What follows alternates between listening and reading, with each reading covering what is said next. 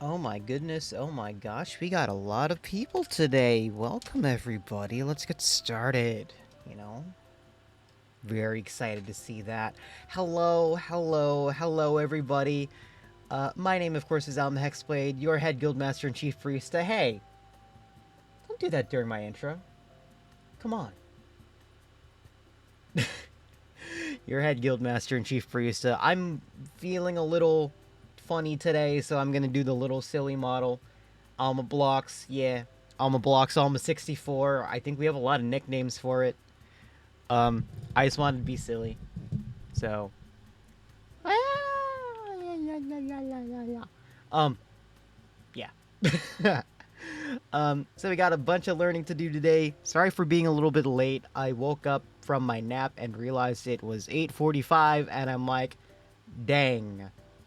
Shoot. I should probably stream. So here we are. A lot of the stuff that we're going to be doing today is learning today is from my own personal sub box. So we'll see how it goes. If we end a little bit early, obviously, we're probably going to do something else, play some video games. I took the day off tomorrow to treat Mama Hexblade out to go do something nice. So it's time's the limit, or sky's the limit right now. You know, this is about regular time for you. Hey, hey, hey, hey, hey, hey, hey, hey, hey, hey, hey, hey. See this? I'm shaking my fist at you. You can't tell because I don't have any. I don't have any fingers. Um, it is literally just a circle. I am shaking my fist at you. I want to stream at 8:30, but my brain for some reason tells me no. Ay. Okay, PS1 Cloud Sir. Excuse me. I have more polygons than Cloud Strife. I can totally hold on. I'm looking this up. I'm looking this up. I'm looking this up. Hold on. Hold up.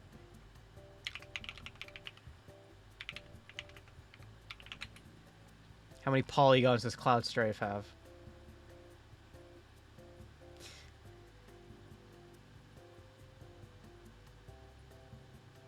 Okay, I don't know why I can't find an answer to this, but one of the related questions was what is Cloud Strife's mental illness, which is okay. I mean, I'm not commenting on it. I'm just surprised that people thought about it. Um, how many polygons does um, Cloud Strife have? I'm not finding any answers.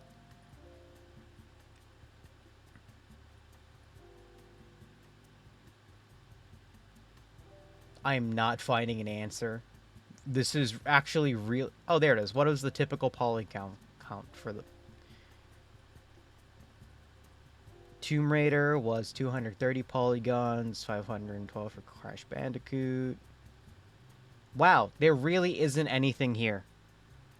I will have you know, though, I have as many polygons as Mario's model does in Mario 64. I know that for a fact. I looked it up. I know I do. I'm more relatable to Mario than I am anybody else. Also, I don't have any textures. Okay, you guys are silly. You guys are being silly. Let's get a little bit. Let's get started. You sillies. Nope. As many polygons as your mother has kilograms. Well, hey, that means my mom is very nice and healthy and is a pretty healthy weight, to be honest. Didn't they recreate Mario 64 with considerably less polygons that look the same? Something like that? I mean, thank you, Lunar, for complimenting my mom. I guess. Let me just double check that I got the right capture here. I don't think I do. There we go. Higher because pre-order. Did not know that. We're learning. First thing we learned. All right. So we have a couple videos here. Some of which are from the Computer Clan. Some of these are from my own personal backlog. So I hope you enjoy my nerdery learning stuff.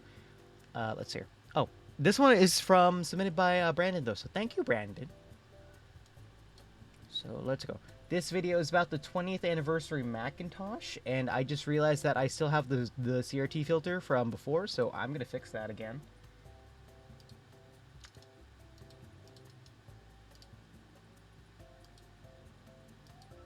We don't need that.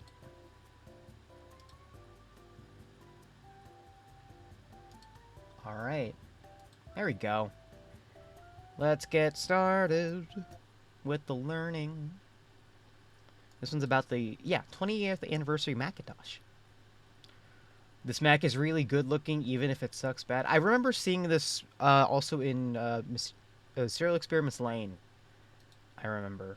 Sponsored by Soundcore Liberty Air 2 Pro earbuds. Ah, that's the sponsor. This is the 20th anniversary Macintosh, one of the rarest and most expensive Macs Apple ever sold. It was so special that it was delivered to you in a limo and set up in your home by a man in a tuxedo. White glove service, There's a lot man. of cool history to unpack, and I hope you're ready, because we're gonna dive in right now. Hey guys, how are you all doing? If you're new here, welcome. My name is Crazy Ken, and today we have a very special guest here in the lair, the 20th anniversary Macintosh, or TAM for short. It's been sitting in the background just chilling for a while now, but today it's finally gonna get some time in the limelight. So this computer was designed when Steve Jobs was not at Apple, so none of the Jobs vision was inside of it, you could say. But Johnny Ive was at Apple during the time, and he worked at Apple for many years, so a lot of his vision, plus the visions of a lot of other people, want a Windows PC that is personally installed by... And in 1997, it went on sale Bill for Gates, $7,500. and he jumps over a chair. Definitely not in everybody's price range, but that was kind of the point. It was supposed to be a special, limited edition Macintosh. So now let's dive into the backstory of the TAM's conception and unique design. Bob Brunner is the man behind the initial concept for what would later be named the 20th anniversary Macintosh. The original codename was Pomona, likely named after the goddess of fruit. Brunner wondered how computers would evolve from a box shape into something more physically compelling that would fit better in the home. And again, the year is 1992, Also, so computers were mostly boxes. Yeah, that's Even kind of why Macs were I boxes didn't want to for the most part. put the Lisa video. And that was because hard drives and expansion slots needed that room, and the box shape is just what worked. So all of these brains came together, and the concepts started forming. A huge goal for Pomona, according to Brunner, was to encourage people to select their computer the same way they would a piece of furniture or a home stereo.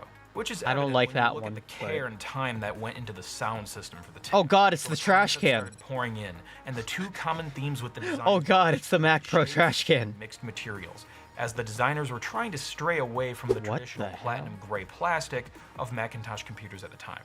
Personally, one of my favorites is Eric Chan's concept based on Richard Sapper's Tizio lamp. One of the noteworthy concepts in the industrial design group was from Daniel Day-Lewis and Jonathan Ive. Hey. Their concept revisited another Johnny Ive, soon-to-be-released computer, the man. Macintosh Color Classic.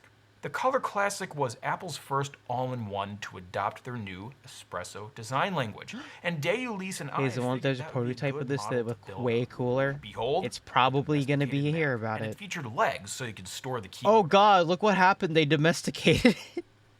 Computers are meant to run free in fields before harvest. I can't believe you domesticated a Macintosh. Underneath, folding doors, a pin board, small slots Has for storing 3 floppy leggies. disks, and even an analog clock, which pivoted. Oh, with what the is door's that? Movement, so it's always Oh, facing the oh, it looks weirdly organic. Oh, oh, oh, oh, it's weird. Oh, I thought it was weird from the front, but no, it's leaning over. What's going on?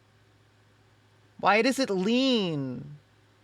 Why is it leaning back? Does it not want me to touch it? Like, if I pet it, does it, like, scatter like a cat? Like, it looks like something that would be on a children's program.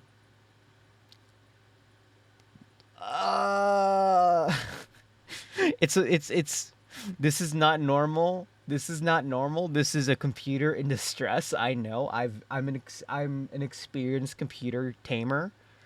This is only when a computer is in signs of extreme distress. user whether the doors opened or closed.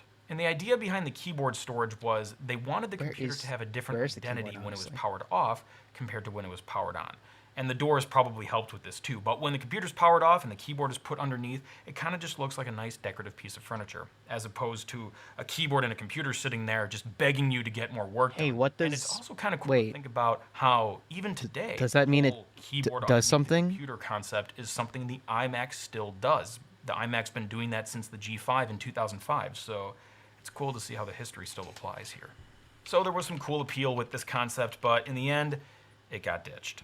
Brunner's curved panel concept, designed from October to December 1992, is the earliest concept I can find which Like how actually monitor resembles only the curves shape along of the final horizontal? TAM product. Ooh, that's Another actually kinda similar cool. concept was the sweep concept by Tim Yo! Parsons, which was designed from That January looks to good! April Oh, 1993. And around the curved. same time, Paul Bradley took Brunner's curved panel concept and he made a hard model that he named the B&O Macintosh because it was inspired by Bang & Olufsen. By the summer It does of look 1993, the B&O team inspired. narrowed down the selection to 5 models for focus groups, including the TTO concept and the B&O Macintosh. In the end, What do you mean we could have gotten this? We could have gotten this. This is so good. This would have been so sick as an office PC. Brunner's concept was the winner. No. And looking back at it, we can kind of predict that if we piece everything together because his concept is already starting to look like how the final product looks. So then Brunner handed his concept to Johnny Ive. Johnny Ive did some tweaks. Okay, maybe a lot of Johnny tweaks. Ive- And then Johnny Johnny Ive took did- his design and handed it over to designer John Johnston and engineer Will Oxford. And together, they made the first working prototype. Not gonna lie, called all these names Spartacus sound fake. Prototype 1, aka the computer that Alfred used in Batman and Robin. Oh. By the time Prototype 2 came along, the design was Alfred. mostly solidified. If you look at them side by side, Trash they're can. pretty similar. Trash So what the team can. was trying to It's do was back. They were trying to make the design a little less dramatic. They felt like it stuck out a little too much. So they experimented with some different colors and stuff. But I never saw any photos of any of those other colors they tried. However, when I visited Hap's prototype collection, Yeah, this computer I is- did see a silver TAM on display. Trash can. So I'm going to make an educated guess and say that was one of the color material combinations they experimented with. But in the end, they settled with this more bronze type of look, which I think looks good. And the final prototype does was completed in Kind of look December nice. 1996. Although I guess I wish it was So a little now, bit brighter. After 5 years of development, it was time to reveal the 20th anniversary Macintosh to the world. At Macworld Expo, January 1997, Apple's Senior Vice President of Worldwide Marketing, Sanjeev Chahil, takes the stage and reveals the TAM, resulting in a standing ovation and tons of praise. The response was overwhelmingly positive, and the TAM would go on to be one of the most successful Macintosh computers. And then Apple of the made $1 90s. billion. Sorry. The end. I couldn't resist. No, that's not what happened at all. Okay, here's what really happened. At Macworld Expo January 1997, in front of 4,000 people in a Marriott ballroom, Steve Jobs laid out the floor plan for the transition to the next generation macOS. And Gil Amelio talked about something or something. I think we watched someone But at fix the up an end of old the TAM. presentation, Senior Vice President of Worldwide Marketing, Sanjeev Chahil, surprised Steve Jobs and Steve Wozniak and revealed the TAM publicly. Did they do a one more thing? But, Uh-huh. it didn't go so well. And with the click of a mouse, you can get your CNN news. Ah, And, we hope, the live click of a- demos. Okay. And also, Live I guess demos. CNN checked out a little while earlier. There it is. Oh god. I didn't do my Oh, God. sacrifice to the demo gods earlier. Live demos never got any better. Computer glitch aside, the presentation was just so uncomfortable. There are. And with that, Did you see a dude leave in the audience? Oh, Let me just wrap up here. I know we, oh my god. Oh my god. Yo. you can put They're in trying to information fucking about push your it off the name stage. and what price you'd like to offer for this product. What? Steve Jobs seriously looked like he wanted to punch somebody. Like, he looked like he wanted to burn the room down. So Steve and Woz were gifted serial numbers 0 and 1 of this computer, and there was a rumor that one of those computers Could've been ended better up if in it a was trash Compson, bin yeah. backstage. I don't know if that's true. I think it's hilarious, but that could just be a myth. Steve also I mean, not wasn't gonna lie, in the greatest mood that day. He was does look called to ugly. present there during that critical time for Apple's rebirth, but there was a lot of chaos and unpreparedness backstage. Plus, Gil Amelio, who was Apple's CEO at the time, was not rehearsed at all. So the whole thing was Oh my just a show. Except for god, when that's Steve was terrible, gone. That actually. was good. Anyway, the computer took 5 years to make, and it was discontinued after only 9 months. And there was also a significant price slash down to $19.99 in March. Wait, On it the was bright more than side, the $2,000? TAM was a demonstration of what the Apple Industrial Design Group was capable of. Oh, God. And what Johnny Ive was capable of, too. So let's stay optimistic and take a closer look at the design of the final product. Okay, Johnny. The 20th anniversary Macintosh Yeah. featured a one-of-a-kind Apple design with a thin body, curved face, bronze colors, and a unique keyboard with leather and a built-in trackpad. Oh. The metal foot suspended the computer above the desk, and it could also tilt, allowing for multiple viewing Oh, it's angles metal. and Okay, I thought it's easier plastic. Plus, in traditional Apple fashion, it doubles as a handle, and it also provided space for the keyboard to slip underneath. Oh. Speaking of the keyboard, the trackpad was actually removable, so you could use it beside the keyboard, and when you're done, you can snap it back in place if you'd like. And you can hide the cables underneath the keyboard with the built-in cable management. Ooh. One reason why the body Cool. was able to Okay. be so thin was because the power supply was external, so they didn't have to take up so much space on the inside. However, the power supply was only part of this external base unit, which also doubled as a Bose subwoofer. And I find it funny that on the base unit itself, Trash it's can. written base, B-A-S-E, but in the manual, it's written B-A-S-S. I get it, homonyms are confusing. Though it is a premium product. So maybe. Additionally, the face of the product find featured out. built-in Bose Acoustimass stereo speakers to accompany the subwoofer, and when those were combined together, the Mac offered exceptional sound. I was talking with Alfred from Alfred.tv, and he made an unboxing video a long time ago about the TAM. I think that was the first TAM unboxing I ever saw. And when we were talking, he told me that he still uses his TAM as a CD player. And to me, that makes total sense. With the 4x CD-ROM drive on the front, plus simple media controls and an exceptional sound system, this Mac still works great for music. Plus, it has an infrared receiver on the front, so you can control music with the included remote, or any compatible remote too. And apparently there's an FM radio built in. I actually didn't know that until recently. It looks, but yeah, came it with looks an like a antenna that you could CD. screw into It the looks like a back. combination Don't have CD that DVD computer antenna. player. But you can then can't use play the built-in DVDs, though. software to tune into stations and play radio on your Mac. So pretty neat. Neat. If you want, you can also use the TAM for television. There, It's a built-in television. TV tuner Okay. and an S video port.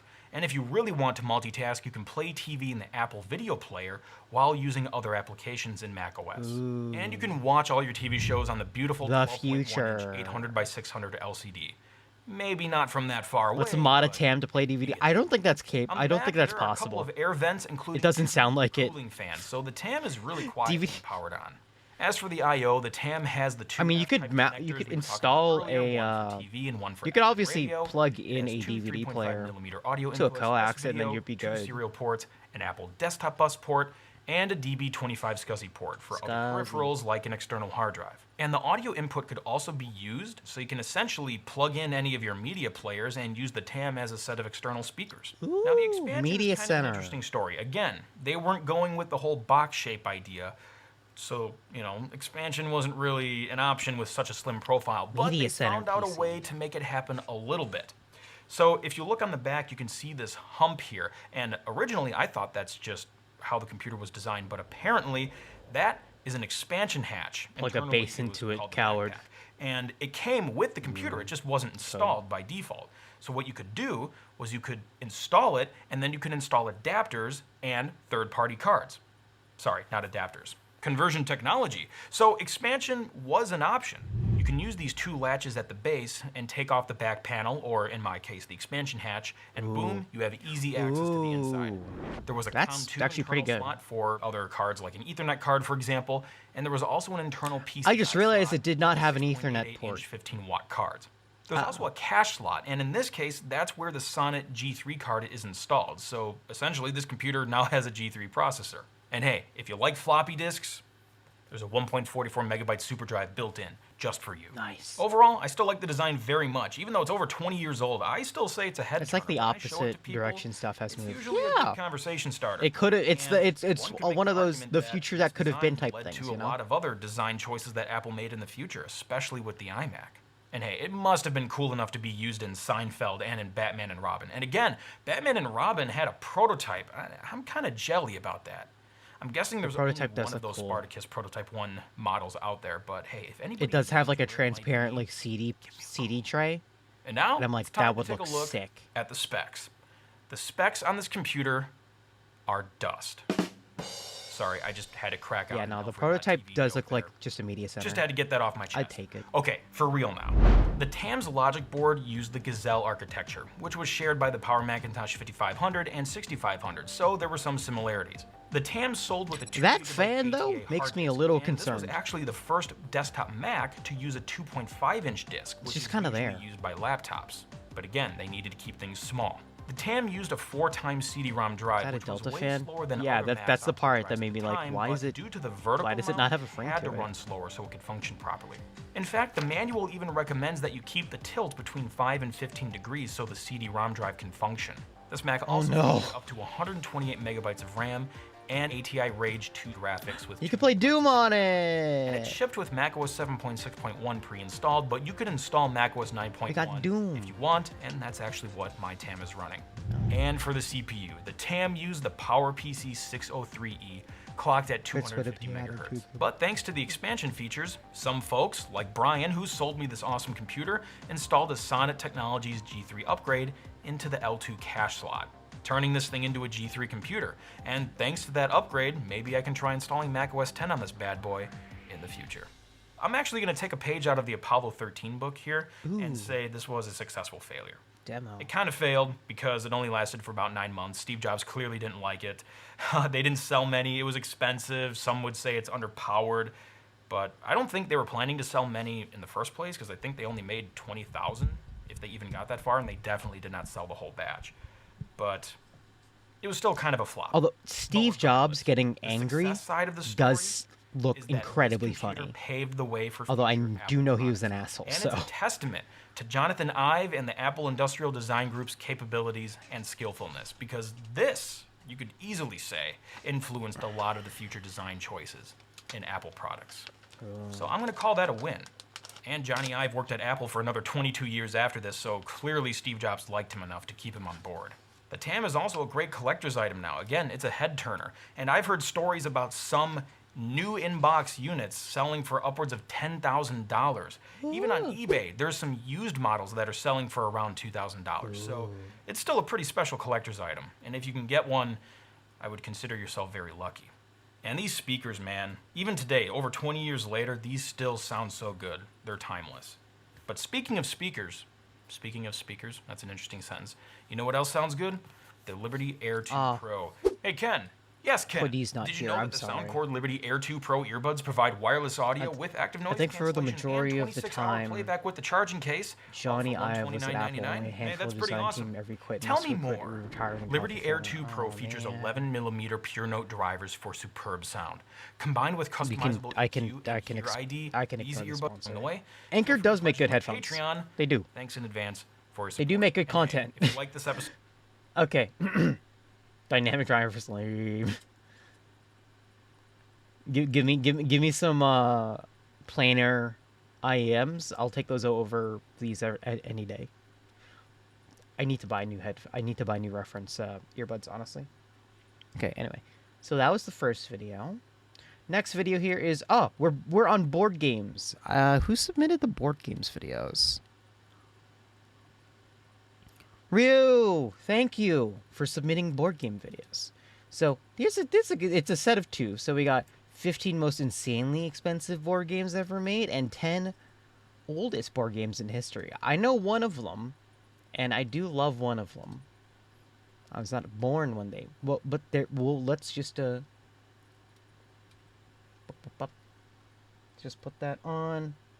Thank you, Rio, once again for the submission. Let us learn about board games. cost money. Unless your game is literally a deck of cards, all board games require multiple factories, all producing different parts of a game: the dice, the board, the tokens, the rulebook, the signed sexy picture of Will Wheaton that comes with every board game purchase. Oh, The yikes. costs are pretty damn high, even before the current That didn't age well. How fancy board game bits are expected to be. Just look at these fancy, horribly expensive bits. Quick bit of admin. Turns out people bloody love hot gluing a crap load of gems to some chess pieces. We could have made this list solely about stupidly expensive chess sets, but that would not be fun. So we've got 15 different games, the most expensive version of each one. This isn't a collection starter because you shouldn't buy these unless you're insanely minted and don't know what to spend it on, in which case give it to us instead. I'm Adam from No Rolls Barred, and these are the 15 most expensive board games in the world. Number 15, Catan 3D. How much do you love Settlers of Catan? Enough to buy a fucking pirate's chest full of it? For the low price of way too much money to spend on Catan, you can own the kind of booty chest that Captain Flint would murder his crew over. Made for the 10th anniversary of the game back in 2005. Inside are 3D printed models of the terrain tiles, making the island of Catan pop off the table. Little sculpted Oh, they're roads, all 3D cities, printed. Oh, nights. no. Only 5,000 copies were ever made, and mint condition ones will set you back upwards of $1,500. Number 14, Kingdom Death Monster. How to describe Kingdom Death Monster? It's kind of a mix between Bloodborne and Brazzers. It's an erotic tinged grotesque horror co-op game about surviving a nightmare world populated by, well, monsters. It's got hundreds of cards, unbelievably excessive. It's a what? The minimum you can spend on a core copy of the game, which still looks like the monolith from 2001, is somewhere around $300. But the maximum pledge on Kickstarter... Is this like a Corruption of Champions board game? Weird, sexy... Not like I know what they are. That'll set you back I've heard from a friend. $500. Don't look at me like that. Not including shipping. Number 13.5, Louis Vuitton Jenga. Look, yes, it's confusing, but we wrote I this remember list, this and one. the day before I we remember uploaded it, looking we at this on discovered their 2 years website. ago, Louis Vuitton did their own branded Jenga and plexiglass, so it doesn't play as well. And it's dreadful, and it'll cost you $3,000, so we wanted to include it. Number 13, War of the Ring Collector's Edition. War of the Ring is an epically sized and critically adored game for 2 players, pitting the forces of good against the forces of evil in Tolkien's Middle-earth. The normal game comes with plenty of plastic and costs around 70 quid. 10 years ago, the publishers released a collector's edition that comes in a ginormous wooden book. With hundreds of painted minis, a bigger map, and it comes in a ginormous wooden book. That's only 2,000 were ever really made. cool, It will never be reprinted, and even buying a used copy will cost you $3,500. It is literally precious. I'm not going to do the voice. Thank you, Lunar, for tuning in, though. Have a good one. Number 12, Small World Designer Edition. Small World is an area control game where fantasy races fight for territory. People mostly like it. Enough for the publishers to bring out a limited run of designer editions that take the small in Small World and kick it to death. Coming in a felt-lined box, there's hundreds of wooden tiles, plastic bases to hold those tiles, metal coins, the height of gaming luxury, love me some metal money,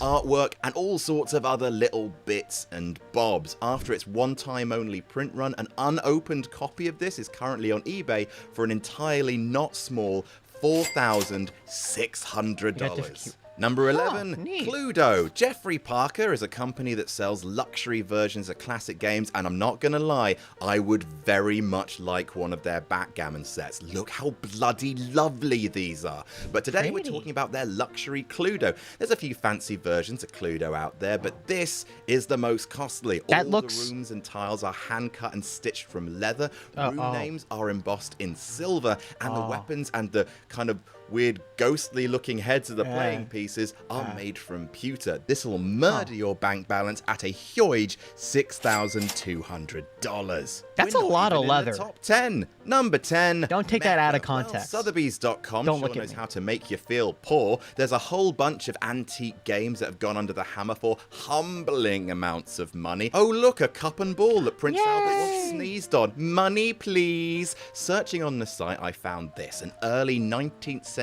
Dutch game called Mecca. It's printed on linen and from all accounts seems to be the only copy of the game in existence, which is a kind of snakes and ladders style dice race to the promised land with all the sights and challenges you'll find printed on the spiral journey to the center of the board. Its rarity saw it be sold to a private bidder for over $12,000. Number 9, a Kaido Go set. Go is one of the oldest. Oh, here we go. functional How games expensive in the can world. Go The be? most expensive sets aren't costly because of their age. If you want a set from a company called Kaido, that'll cost a huge amount of money. Oh, wait, that's just the because of table, rare isn't it? materials used. Go's an abstract area control game with a minimalist design, and with the right pieces, it looks proper dignified, which combined with its history is why there's a high-end market for tables crafted from hundreds of years old Kaya wood that's famed for its brightness and hardness. Bowls for the stones are made from mulberry, and white stones forged from rare clams that can only be found in the south of Japan. What? Go is a game with Oh a my goodness. huge cultural sense of gravity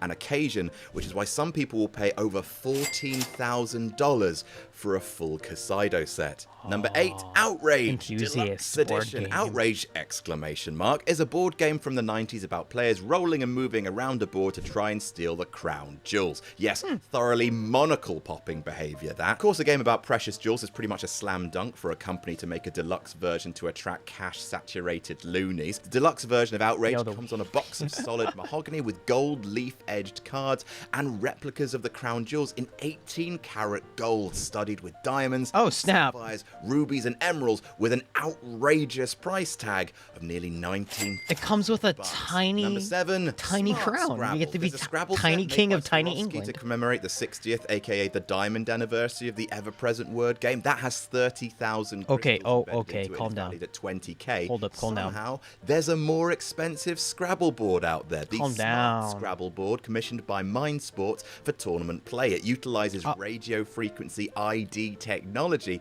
to read pieces placed on the board instantly, essentially being able to broadcast important games in real time over the internet. Plus, it lights up. Fancy Scrabble. That cost Whoa. Mind Sports over $30,000. RFID enabled for God's sake. Scrabble Number board. 6, the Landlord's Game. As Luke Oh said no, in what's the this? trailers, What it's is this a really good video. The game we know today as Monopoly originated from, aka was nicked from, Elizabeth Maggie's Landlord's Game, published in the early 1900s. You know what, that Similar makes game in sense, form, actually. with a staunchly anti-landlord, anti-monopolist message built in. Heck so it yeah. would probably annoy her that a first edition copy of her game, lampooning income equality, is valued at auction for $50,000. Oh. Probably. Sorry, Liz. Number 5, Dang. Monopoly Atlantic City Edition. All right, so I did say that we're There's got to be a cheaper way to do that Scrabble board. Probably now, absolutely. All you need is a camera. Atlantic City Edition of Monopoly, as it's known inside the industry, isn't the regular Monopoly that we've come to know and loathe. It's the prototype run that, air quotes, inventor of Monopoly, Charles Darrow, handmade himself in the early 1930s, and some of those boards were actually constructed in a circle. Only 5,000 of Charles Darrow's boards were ever made before it was bought by Parker Brothers, and the rarity and cultural significance of this paper circle meant that it sold at auction for $146,500.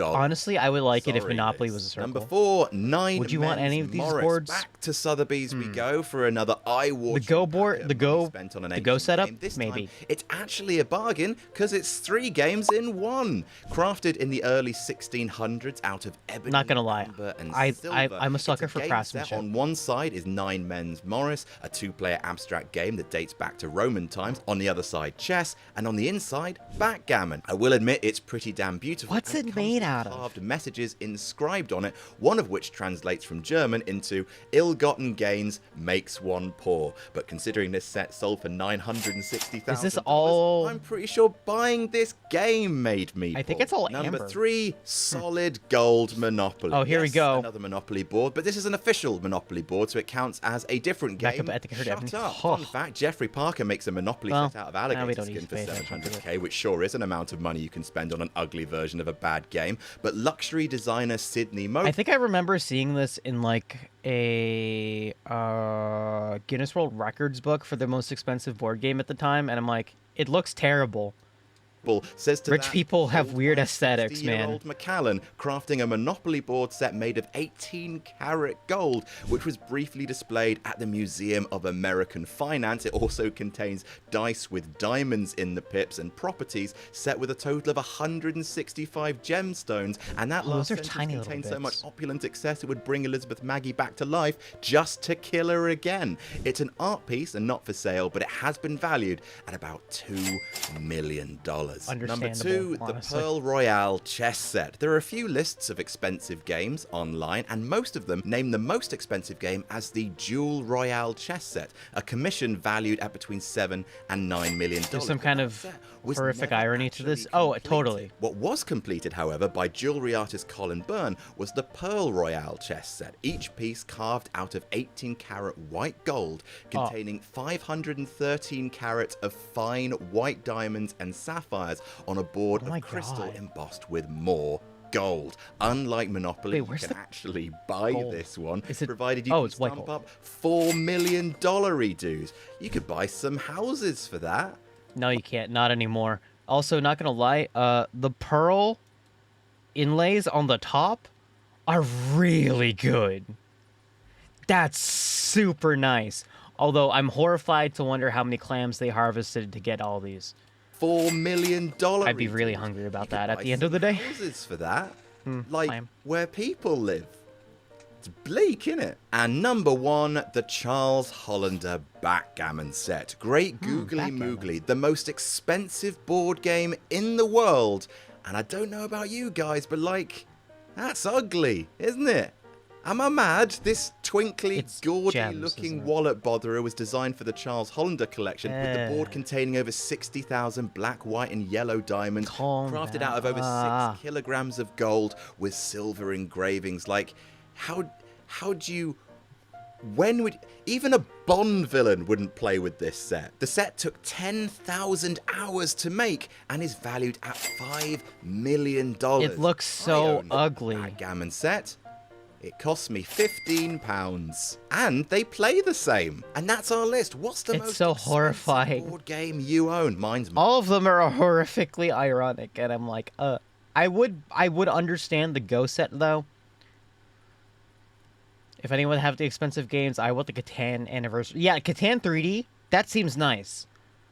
That looks like a lot of like work put into that, and I like it. But also at the same time, I just kind of like Catan when it's just like square, like funny minimalist pieces of wood. I like the funny minimalist pieces of wood a little bit better. It does have a better presentation. Like if you want like the funny fantasy setting, then cool. But like I like it when it's minimal. Because you get to kind of imagine a little bit more, you know? Alright. Plus I like Catan. I'm not gonna lie, I have never played Catan. The only board game I have played is Monopoly, King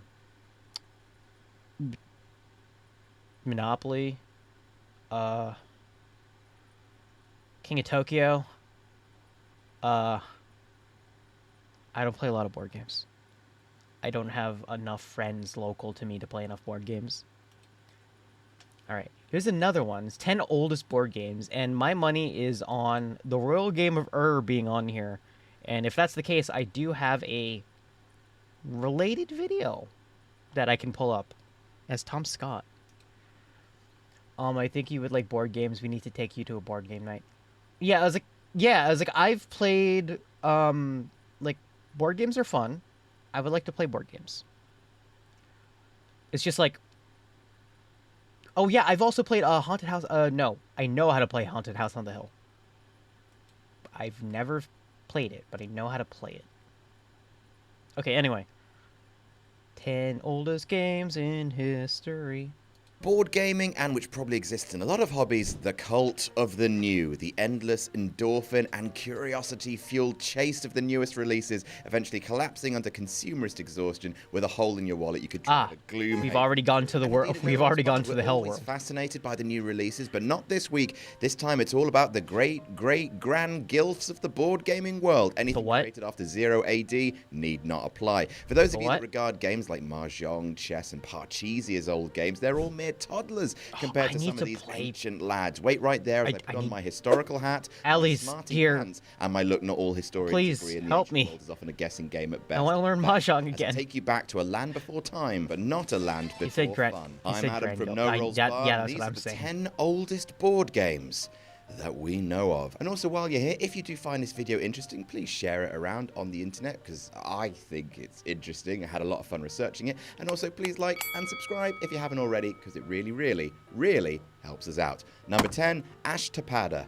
Chess is an old game. Look, here's Sherlock Holmes playing it. That's how you know it's old and smart and also old, but it's not half as old as most of these games. Hell, the rules weren't even standardized until the 19th century. Get out of here with that baby-ass bullshit.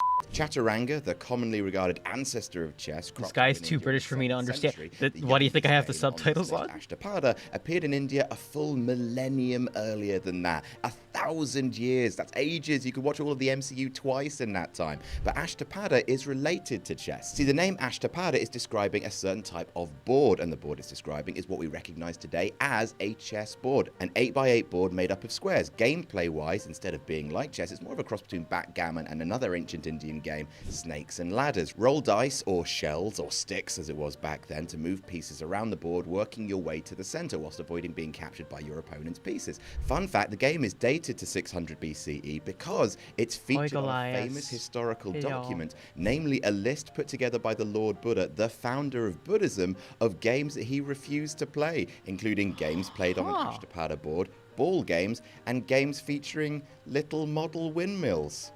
Okay, Ashtapada here, the bad boy of the Buddhist gaming scene. Number 9, convinced backgammon's a hoax that people pretend is an actual game. I've never seen anybody play backgammon, and I believe it to be a psyop. The Nine Men's Morris is filled up with mud. Thanks, T. What does that even mean? Watch out for the donkey. The traditional Nine Men's Morris board consists of 3 squares linked together with a series of points. Players put their pieces on these points, move them around the board, and if they form a line of 3 connected ones, they can remove an opponent's piece from the game. Once one player has only 2 pieces left, they lose. Pretty simple. While it's regarded as a medieval standard, the layouts of Morris boards actually appear throughout history, carved into cathedral tables, depicted in ancient paintings. This game was mentioned as far back as the Really? Roman Empire. The word Morris doesn't stem from Morris dancing, it stems from the Latin word merillus, meaning game piece. And in fact, something that resembled a Morris board was even found carved into the Temple of Kurna in Egypt on roofing slabs dated back to almost 1,500 years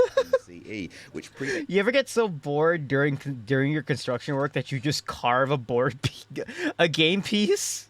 You ever just you ever get bored and you just carve a board into a piece of brick and then just start playing? Imagine having that much free time.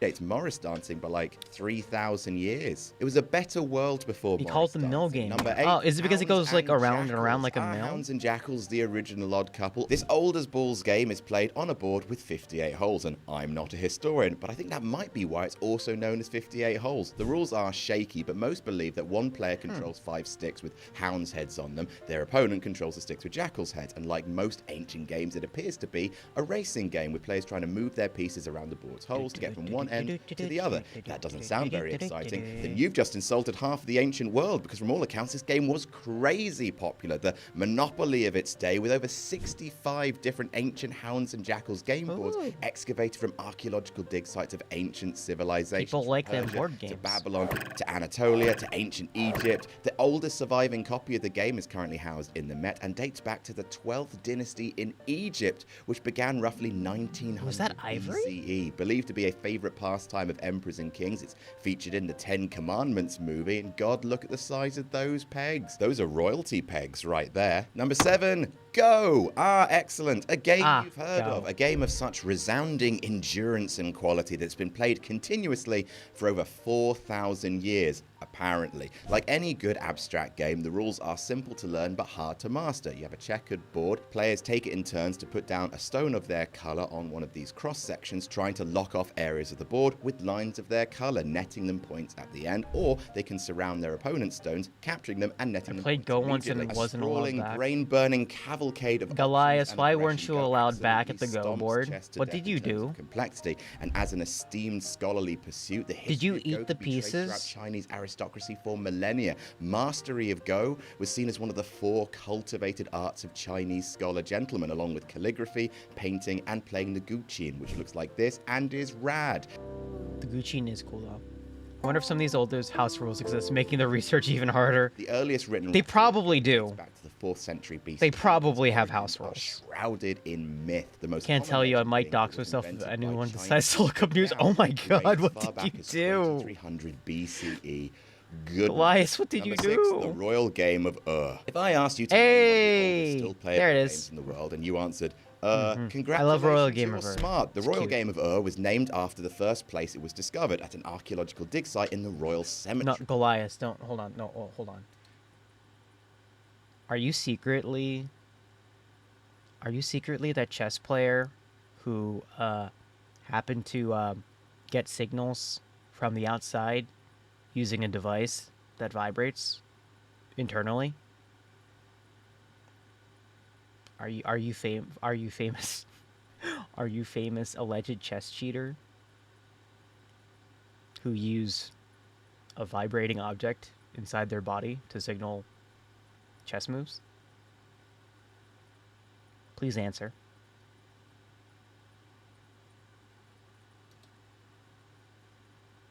We're not moving on until you answer.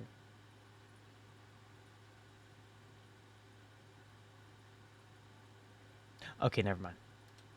Of Ur, which is in modern-day Iraq and was originally part of ancient Mesopotamia, home to one of the earliest civilizations in human history. Unlike most games from this time, we actually know how to play. Oh the no, board just a game of Ur, copycat. as a clay tablet dated back to Babylonia in the second. Unfortunately, BCE, Flipper Zero was used there. by Instead, they historian played Irvin Finkel, an through the fire absolute and mad flames through lad, it. to recreate the game's okay. rules. It's one of the earliest rule books in existence. No pictures though, bad rulebook design. Am I right, gamers? The game is very similar to backgammon. Player pieces move around this board by rolling 4-sided dice, entering the board at one end and trying. I mean, I have my Flipper Zero, and I can make it do this. So.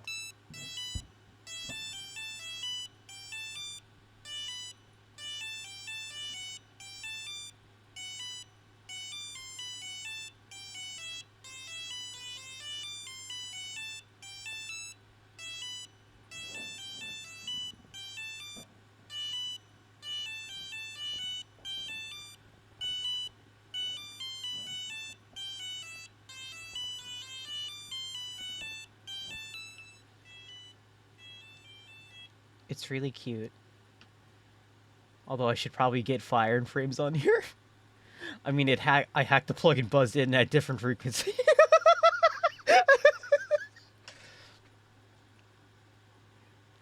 You buzzed it through the frequency of through the fire and flames, and you just had to leave. Hop off at the other, all while trying to avoid being captured and sent back to the start by their opponents. Ur game boards have been found all over the Middle East, in Iran, Syria, Sri Lanka, as far as Crete and Egypt. I love Royal Game Love of Ur. racing It's actually back then. kind of, And it's pretty fun speaking of, actually. Number 5, Mehen. So we mentioned earlier that Snakes and Ladders is an old game, and it kind of is. Known originally as Moksha Patam, the game of morality, it involved climbing the board via virtuous ladders and slipping down via snakes of vice, and it dated back to the 2nd century AD. However, it's nowhere near the earliest snake-themed board game, as that title belongs to a game called Mehen, the oldest versions of which are believed to have originated over 2.5 millennia earlier than ancient Snakes and Ladders. It's an ancient Egyptian game named after Mehen, a mythological snake deity, although some game boards are so old, they're believed to predate the first written mention of Mehen, so it's actually possible the god was inspired by the board game, not the other way around. You know, like the god of capitalism is fashioned on rich Uncle Pennybacks. Scenes depicting Mehen being played date back to the 5th dynasty of Egypt, and evidence of the game dates back to even pre-dynastic It looks like years, Zuma. just shy of 3 millennia BCE. Old. It is old. The board depicts a serpent coiling inwards from tail to head with segments to hold. How's it played, Countless like the historians Game of guess Goose? it could be a racing game, but really no one has any clue how to play the thing. It also just looks like a big ancient loaf of bread. Number 4, Edible. backgammon. Oh, embarrassing. It looks Zuma. It looks Embarrassing. like Board Zuma. Game Club video where we played snakes, I got a question wrong, claiming that Go was older than backgammon. And while I'll never live it down, I'm also going to maintain that I'm probably still right. Sure, dice have been discovered in Iraq that apparently were used for a game resembling backgammon, and those dice apparently date back 5,000 years. Jeez, what's the Also, oldest some historians game? believe Something dug those up. dice could be used to play the I real don't game know. of Ur, which is often regarded as backgammon's great-granddad. So shut up, everyone, leave me alone. Regardless, common ancestors of backgammon are ludicrously old. Similar boards, dice, and stones being found in Bronze Age dig sites. So yeah, fair enough. Oh, Some wow, of those Bronze okay. Age dig sites include the ancient city of Shari Sukte, the burnt city. Some legends even ascribe the invention of the game or something similar to ancient Greek warrior Palamedes. What? And here he is. Nice leaf, mate. Number 3, checkers. Blood. What? Oh my God. How old? If you say so, lads. Now, I'm not a huge fan of checkers. It's actually a game that's apparently been solved by Canadian scientists who have created a computer program called Chinook, which you cannot beat. Literally, the best outcome you can hope to achieve against Canadians. the program is a draw. That sounds fun. But hey, You I could guess draw it in was checkers? terrifying AI back then. Being apparently 5,000 years ago. Checkered boards have been found in, again, a hotbed of tabletop gaming, my kind of town, that date back to 3,000 Let's go, BCE, with similar ones also being found in ancient Egyptian burial chambers along with checker-style game pieces. Versions of the game have been described by Plato and Homer, not the Simpson. It was played during the Trojan War, ancient Rome. It's quite literally been around. Number 2, Senate. Bit of controversy with my numbers 1 What's a and 2. I pyramid know beat what on am Beetle I AI like? not Stir that that times. ancient board game. Oh, Generally good job. speaking, Senate is widely regarded as the oldest board game in the world. No one knows how to play it. People have guessed, but there's no single rule set. What people tend to agree on is that it's dated back to at least 3100 BCE, with boards believed to be Senate boards being found in burial chambers stretching as far back as those of the first Egyptian kings. And speaking of royalty, Senate is commonly believed to have been a game of gods and monarchs, almost a spiritual game, with scholars suggesting that the movement of the tall and squat pieces around the board's 30 squares is metaphorical of the journey into the afterlife. Paintings of the game have been found in 3rd Dynasty tombs.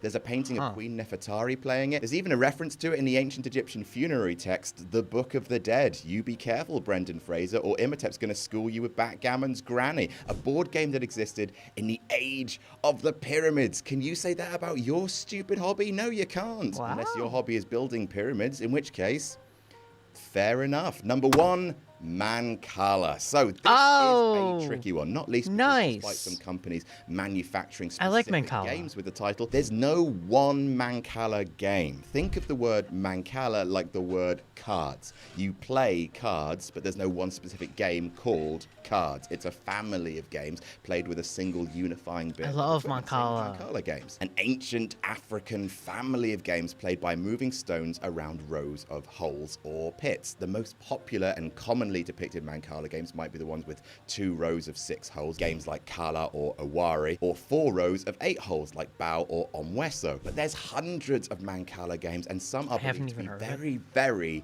yeah, no, I played Mancala. I love Mancala. Very old. I mean, it makes sense. It doesn't require a board. Just find some seeds or stones, dig some holes in the earth with your fingers. You've got a Mancala game. And obviously, no trace of those kind of games are going to be left behind. While this is certainly disputed, there are some historians that believe that certain tablets found in present-day Jordan with 2 rows of 6 holes were used to play Mancala games, and these stones date back to the Neolithic period, as far back as 8,000 years ago. To give you an idea of how cult of the new the tabletop industry can be, some gamers call Settlers of Catan an old game, and that came out in 1995. Mancala listens to those opinions and lets out a single weary sigh. And that's our list. What's the oldest board game you've played? Let us know in the comments below. I played Mancala as a kid with my grandma. If you enjoyed it, again, please share it around the internet. And I'm sure we still have the board. No Rolls Barred for more silly but I do enjoy it. It is Get fun. on board. It's strategery. You got to do some strategery. Hold on. Let me try and find a Mancala board so I can... Or, well, there's probably a how to play. Hold on. How to play Mancala. Oh, it's Mancala. Yeah, there we go. Tiny little tutorial for Mancala. Hold on. Mancala, how to play. There are many variations to this game. These are the rules for the classic 2-rank Mancala. The object of the game is to capture the most stones. Setup. Lay out the board horizontally between 2 players and place 4 stones into each of the 12 small pockets. Tiny rocks. The board is divided into 2 rows of 6 pockets each. Each player controls the 6 pockets on the side closest to them. I knew bringing tabletop videos The 2 are larger good. Yeah. pockets are called Mancalas. Each player owns the Mancala to the right of their row. Pick a player to go first. On your turn, pick all the stones in any one of your pockets on your side of the board. Moving counterclockwise from the pocket picked, deposit one of the stones in each pocket you pass until the stones run out. If you run into your own Mancala, deposit 1 stone in it. If you run into your opponent's Mancala, skip it. If the last piece you drop is in your own Mancala, take another turn immediately. If the last piece you drop is in an empty pocket on your side of the board, you capture that piece and any piece in the hole directly opposite it. Always place all captured pieces in your Mancala. The game ends when all 6 spaces on one side of the board are empty. The player who still has pieces on his side of the board when the game ends captures all those pieces and puts them into their Mancala. Count all the pieces in each Mancala. The player with the most pieces wins. It's how you play. It's very cute. It's very simple. It's very fun, and you get to do it a bunch. Man, 6,000 VCP Africans were way more big brain than me. I don't get it. I mean, hey, it's not that bad of a board game. Oh, hold on, let me bring up the video that I was thinking about the Royal Game of Ur.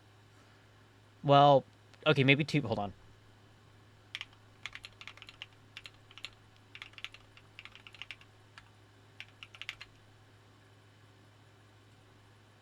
Okay, ignore me. It was in an anime at one point. There we go. Oh, this is a little bit longer than I was expecting. Dang. Well, you know what? We have all the time in the world. It's 25 minutes. I don't care. I think. Yes. Hold on, I'm trying to figure out if I'm thinking about the right thing.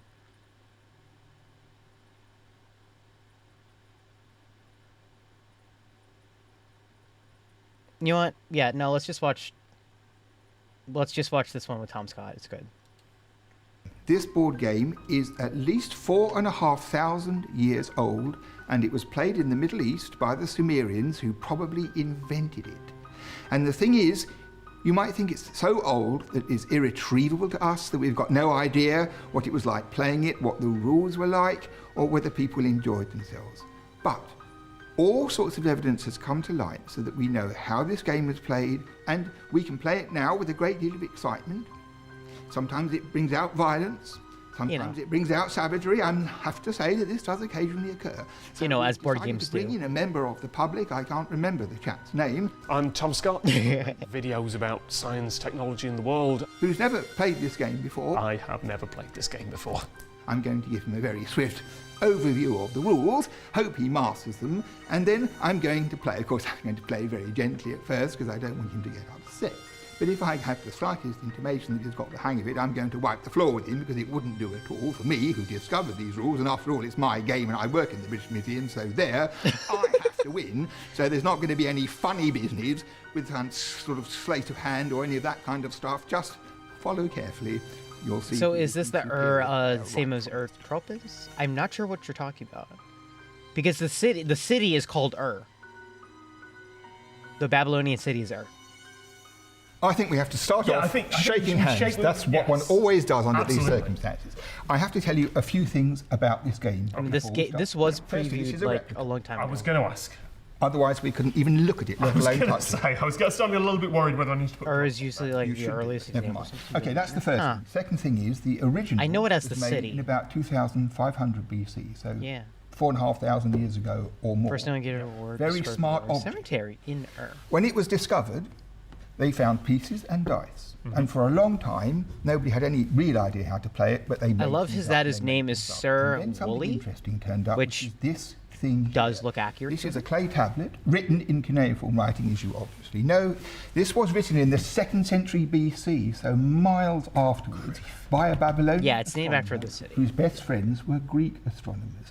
And he wrote this tablet, including giving the rules for how to play it in his day. All that time afterwards. So this is the oldest book of rules in the whole world. That's one thing. It's the oldest rule book. That we can see that in this very late version, it's a very complicated game indeed. And we're not going to do that now, because if I may put it this way, you are, relatively speaking, a beginner, and we don't want to confuse you on the screen. That's fair. So I thought what we would do is start off with the simple, straightforward game, stripped down to the bare minimum. I'm still kind of astonished that there is something that old just sitting there in front It of me. is quite remarkable, I agree with you. This tablet was written to explain a complicated version of the game that everybody already knew. Right? It's the familiar old game with new rules, with betting and things like that in it. Betting for drink and women, other interesting matters. So they don't tell you here the route, because everybody knows that already. Right. However, on the basis of this thing itself, anybody who's played any game like Ludo or anything like that, it's pretty obvious that it must be like this. It can't be really anything else. So if you make that assumption, you can make a really good, friendly, normal game like that. But also you can transpose that order under these rules and also play the more complicated game. Okay, so what this is the following. It's the oldest permanent settlement and first type writing. So this is I love your route. You come in here, you turn the corner, go along. You got Gilgamesh and come out there, Enkidu and Ishtar and all the nice Babylonian gods, same thing on my kings side. and all that jazz. And this is the idea. You want to get all your pieces, A, on the board, B, round the track, and C, off the end before I do. Okay. What makes it interesting is the following thing, that here we are at war. So if you trundle along here, calmly and peacefully, get a piece on here, I have a lucky throw and land on that square, you have to come off again. And I restart from there. Okay. Next thing is that these squares here give you a second throw, and also that you are safe on this square here. So if you sit there, no one can land on it or knock it off.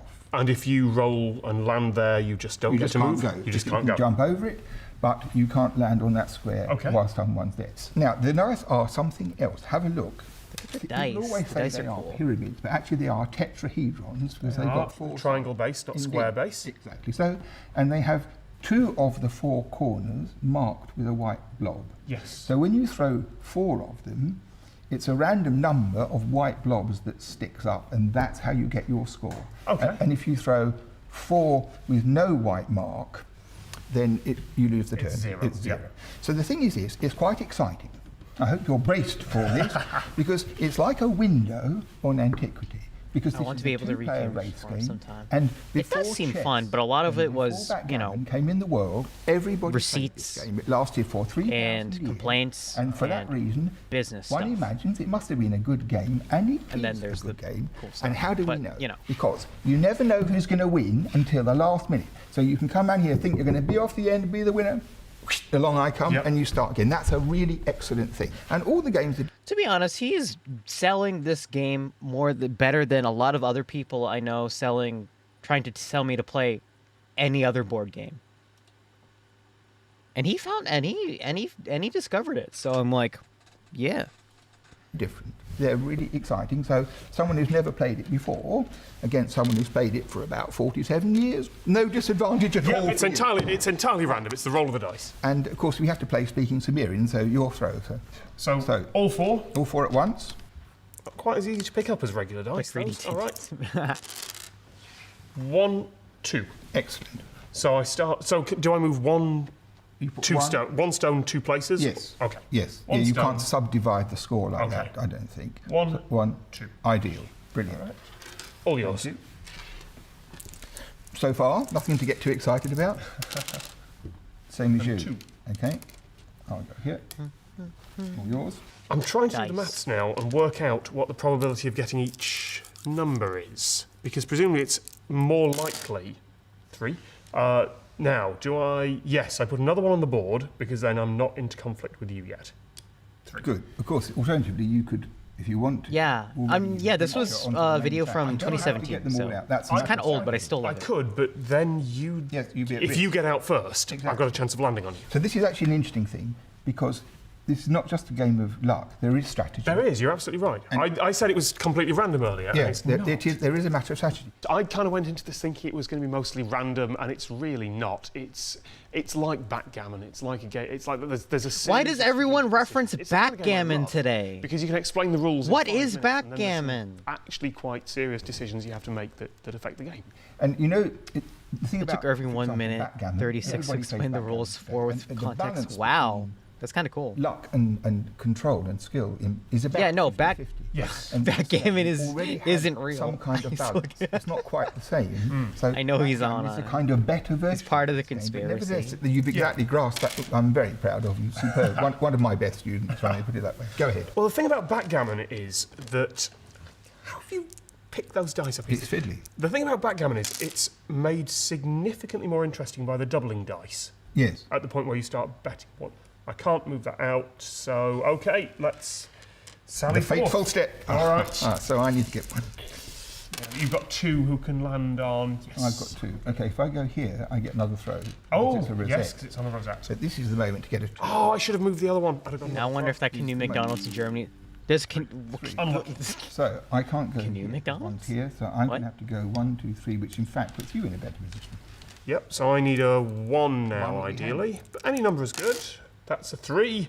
It's not ideal. Nothing will land me on a rosette, so let's keep 1, 2, 3, that one there. Okay. Because it means you can, you haven't got 2 stones about to hit me. 2. Okay, I'm going home. I hope you're not taking this personally or anything like that. No. I'd be doing exactly the same I thing. think they sell How do you copies pick up of these this dice? in the There we go. British Museum. 4. It's the wasted use. I'm gonna double check that. So I can immediately go 1, 2, 3, 4, land on a Precisely. rosette, And get roll another again. throw. See, All right. already a master. Pretty good. 2. Okay, I guess I'm going there. Okay. Because that was literally the only possible move I could do with that. Often there isn't any choice, actually. So 3, I'm going to go 1, 2, 3. Which puts you well outside where I can possibly... You know, if you get a double, then it will be Oh, within your yes. reach. So I cut myself off with this earlier. They I was do, trying to in work out fact, what the have it. maths was. Why didn't I put another one on the board there? Yeah. The British, maths was the British on Museum probabilities, online shop because you've got apparently the has a essentially copy of the flipping Royal Game of Ur. Or It is there. 115 £, which includes. So statistically, it includes, 0s and 4s customs are and gonna be import unlikely, duties. Okay, and that's nice. 2s are going to be most likely, I think. I'm going to leave And this free shipping. entirely to you. Oh wait, no, that says for UK standard we shipping. mathematicians My bad. But will, mathematics is completely out of my reach. I'm immediately looking at statistics and numbers when I play something like this because, right, so 2 is the most common thing, so I don't want to have my piece there because it's most likely to get knocked off, which it appears is absolutely no match for someone who literally deciphered the rules of the game himself. So completely. I'm rather Damn, that's expensive. civilized. Ah. Capable, because Love the British none of Museum. my friends. Oh, they sell a can smaller count version beyond for 2 £25. hands or fingers. I'm among It them. is When I a- went to school. The teacher It wrote to my keeps the parents board and game asked pieces them and to a tiny little sedate mat me to play before on class instead. because I behaved so badly, and I've never been able to count above 10 on my own. 1, 2, 3. Brilliant. That was a terrible move. Wasn't even thinking on that. Okay, 1, 2, 3. Because if you get a 1 or a 3 now, I'm in trouble. I'll have to do my best. I love. 2. We are now. That was already off. Okay, I'm coming in with this. All right. I would like to make an announcement. We are now a Dull, boring grey. tabletop. Darker, dull, boring grey. I was gaming wondering channel. whether is that historically accurate, or is I'm a that just 'cause the tabletop stones faded VTuber over now. time? It's just because they didn't make the right colours. We are enjoying Not a moment for tabletop. that, really, very rash move, very rash throw. 2. Despite making some quite poor moves, You're getting away with it. I've got quite a lot of luck on my side at the minute, it seems. Tabletop. I really have 1. Nice work. 1, 2. That's the point. That is not off the board. That is back here, isn't it? Yeah, that's one way you can cheat, Yes. of course. Yeah. If you're playing with an innocent and I was going to unobservant say player. that the number of ways you presumably know to cheat about this game. Well, actually, there are lots of games where if you can cheat properly, people admire Just it. go easy on me. No, you mean knocking you off? Yeah. Oh, actually, I did. But the moment I'm just seeing what would be appropriate, because it's not really fair if you just slash through the game. And I love that he's so aggressive about winning. You're just being very good at it. So I'm on the rosette, so I'm genuinely slightly annoyed you've gone easy on me there. I realise I'm going to lose desperately whatever happens. I won't do it again. 1. Let's move that out of I immediate. love No, how keep that aggressive there. he Oh, is. It's very Strategically, funny to this me. is the best square on the board. Because Why is if I come up here, making a bid for the end, Yep. Any time I overtake you, I'm vulnerable to you knocking me off. And to get Okay. the further up you are to be knocked off, the more irritating it is. All right, So I'll put one I on would the board keep then. it I'll definitely. put one on the board. Definitely. 3. I keep lucking out, despite you not going easy on me. I keep lucking out. I won't go easy on you, don't worry. Although, to be honest, actually, I think I might want to stop it here because the rest of the video is just them bantering, and it is incredibly adorable. He does win in the end, by the way. Not Scott. Yeah, Irving wins by the end. But it was like... It's really cute, and I love the banter, and they did this for, International Tabletop Digging. It was good. Okay. We're not doing board games anymore. We're moving on.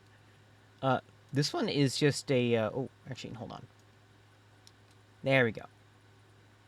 I'm having a good time learning this game, or you will beg for mercy. I'm having fun. Good. This one is a 3D smartphone from 2018. I can't believe it's only been from 2018. I remember this one being older, but, whatever. Enjoy it while it lasts. So, I would love to have him in just a game of literally any other board game, and just, he could talk smack like the rest of us. I love that type of person. Anyway, let's talk about a bad smartphone made from a company that was pretty alright, and then was bad. In 2017, the sole trend in smartphone design was eliminating bezels. Apple had released the iPhone X, the first big visual differentiator in a decade. Samsung's new Note 8 also ditched the physical home button, and unlike its predecessor, didn't spontaneously combust. A new competitor, Andy Rubin's Essential, was trying to break onto the scene with their new modular ceramic and titanium PH1. That sounded like HTC, but So it should be no surprise that it was also around this time we first began hearing the phrase, smartphones are boring now. Innovations had slowed to iterations. So when Red, a niche camera maker co-founded by Jim Jannard of Oakley Notoriety, said that they were entering the market with their own smartphone, oh boy, the Note 7 was sure a phone. holographic display, people It was a were phone. skeptical. But because it was Red, the camera maker of choice for many tech YouTubers, this phone got way more coverage over the following year and a half than it probably ever deserved. It launched late, with an insane $1,200 to $1,600 price tag, and was universally panned upon release by every reviewer. Even MKBHD, who acted as an informal ambassador for the product throughout its development, had this to say in his final review. Bad phone. As of right now, there's honestly no way to recommend this phone for $1,300. Like, imagine this phone without Red attached to it at all, without the Red label or the Red name on it. This is, at that point, just some hopeless, like, random Android phone, probably a $400 device, with no hope of ever getting modules.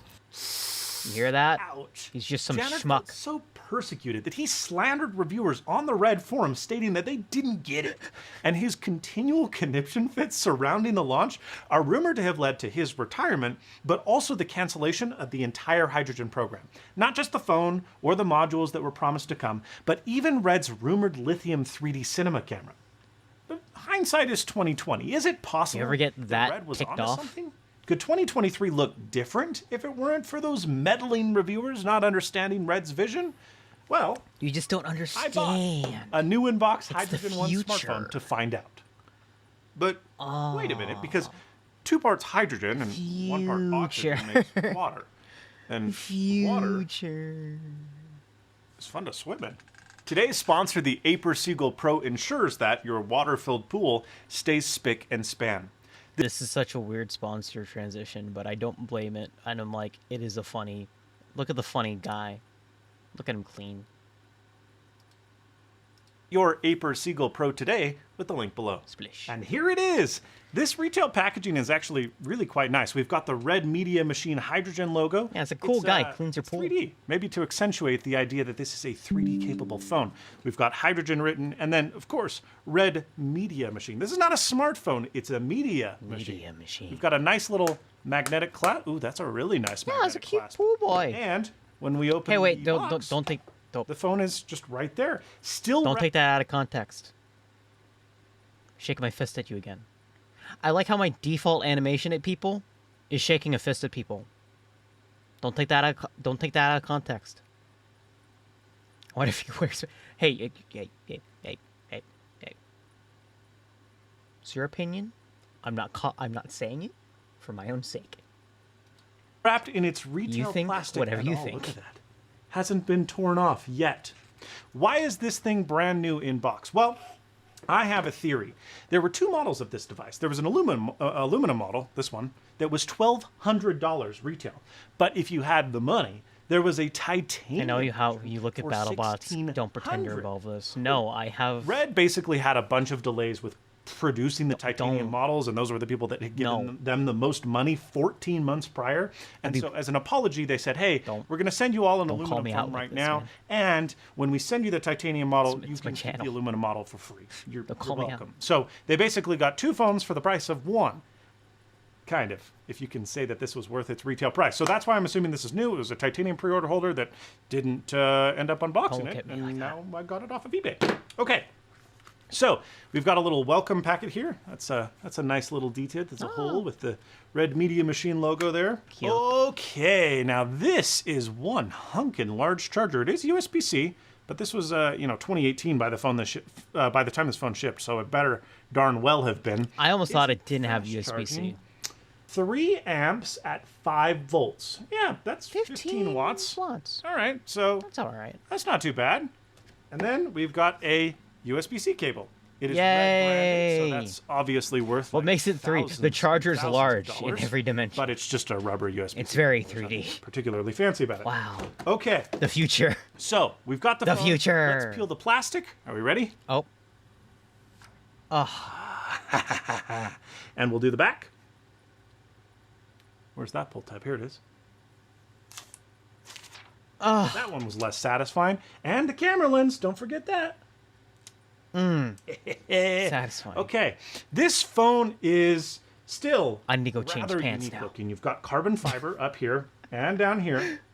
You've got this almost heat sink like looking extruded or milled aluminum, which is pretty cool. You've got the red logo right there, which is glossy. And then those sides, as I mentioned, have the grippy texture. We've got a power button and fingerprint sensor right here. We've got a shutter button because this thing was all about media, right? Yeah, we'll talk. No, real talk. Hey, real talk thing. I miss the shutter button on phones. I really do. Like, I love it when you go and take a photo and you don't have to press the screen and put your hand, like, you can stabilize with 2 hands and take a picture by squeezing. Like, I loved shutter buttons on phones. I think the Samsung ones still have it. But, like, it's because okay, like think of it, like, okay, let's say you want to take a good landscape photo, right? Imagine my hands, I'm holding a phone, right? To take the photo, you have to put one hand off. Now your hand is being funky over here, and then you tap the screen, and now you've moved the phone a little bit, and now you might mess it up. But if you do this and just squeeze, it's all good. I think some let you use the volume buttons do it instead. Apparently,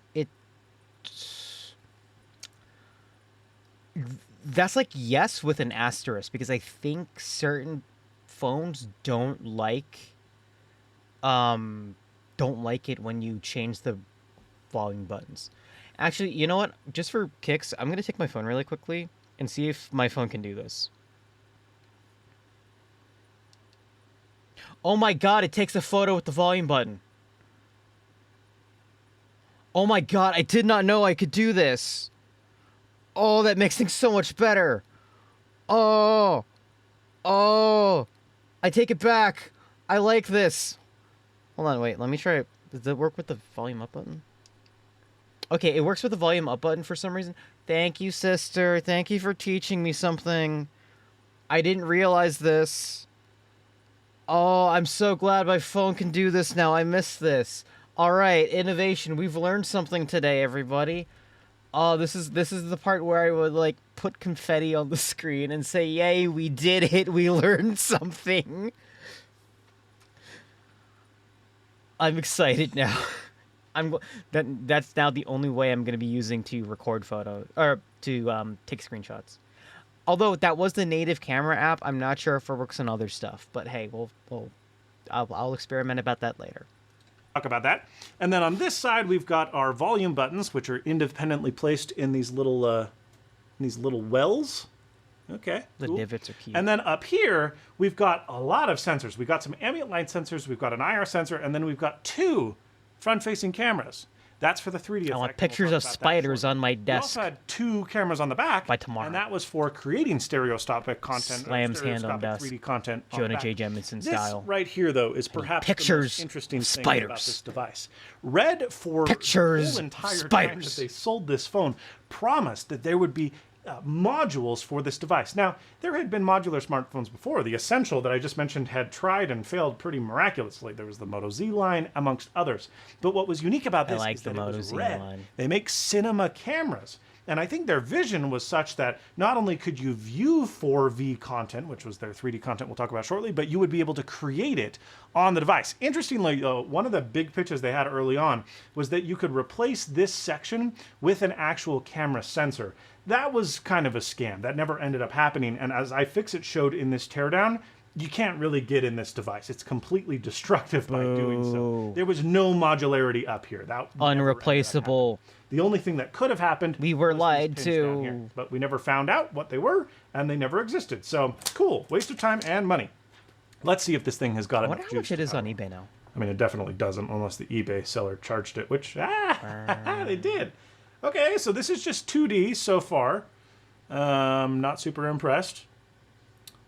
Come on, when is the 4D? hello, pop in? Ellie.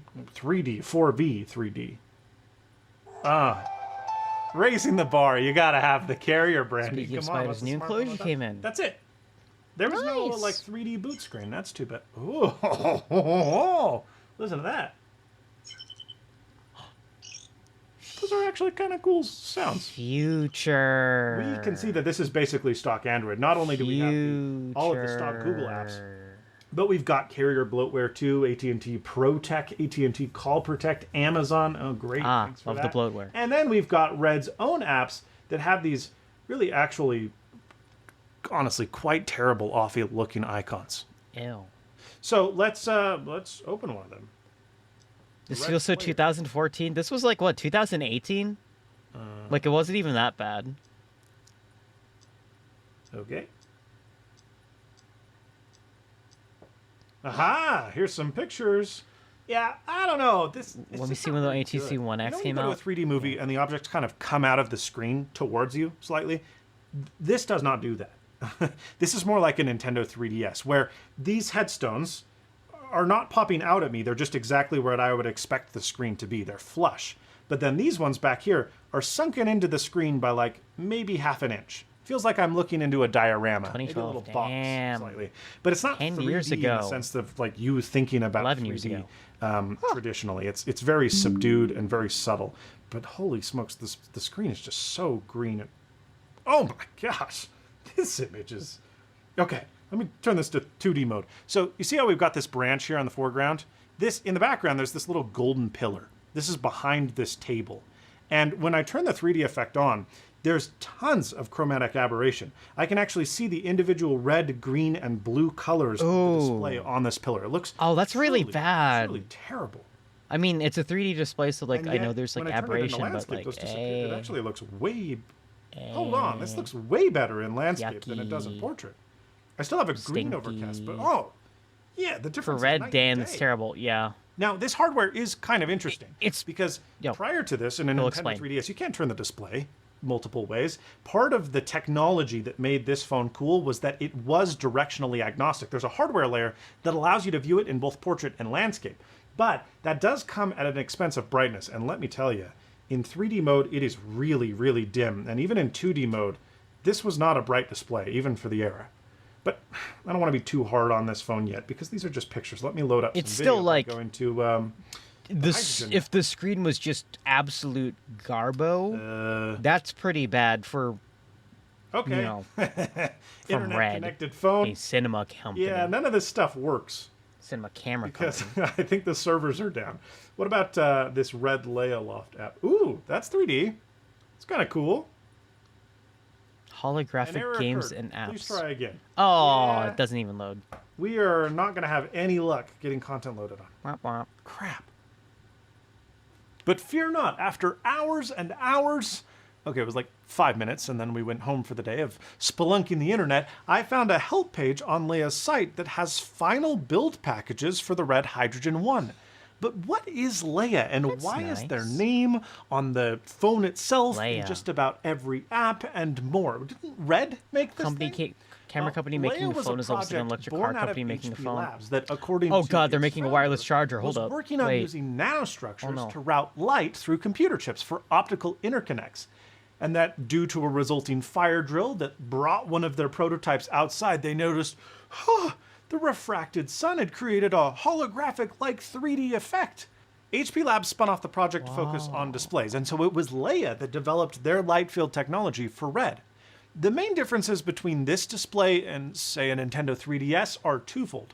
First, it's orientation agnostic, so it works in both portrait and landscape like we discovered, just a lot better in landscape. Secondly, The aberration, there though, is no lenticular is the reason jumping. why I do The not Nintendo like going 3DS, to even my 3D. new 3DS XL, which has the IR cameras to compensate for off-axis viewing, has a very narrow tolerance, and the effect falls apart even 5 degrees off axis. The Hydrogen 1's display uses guided wave tubes that have 64 different perceivable viewing angles in multiple orientations. So it can even be viewed by multiple people at the same time fairly convincingly. That's nothing that could be done by the Nintendo 3DS. So the technology really was cool.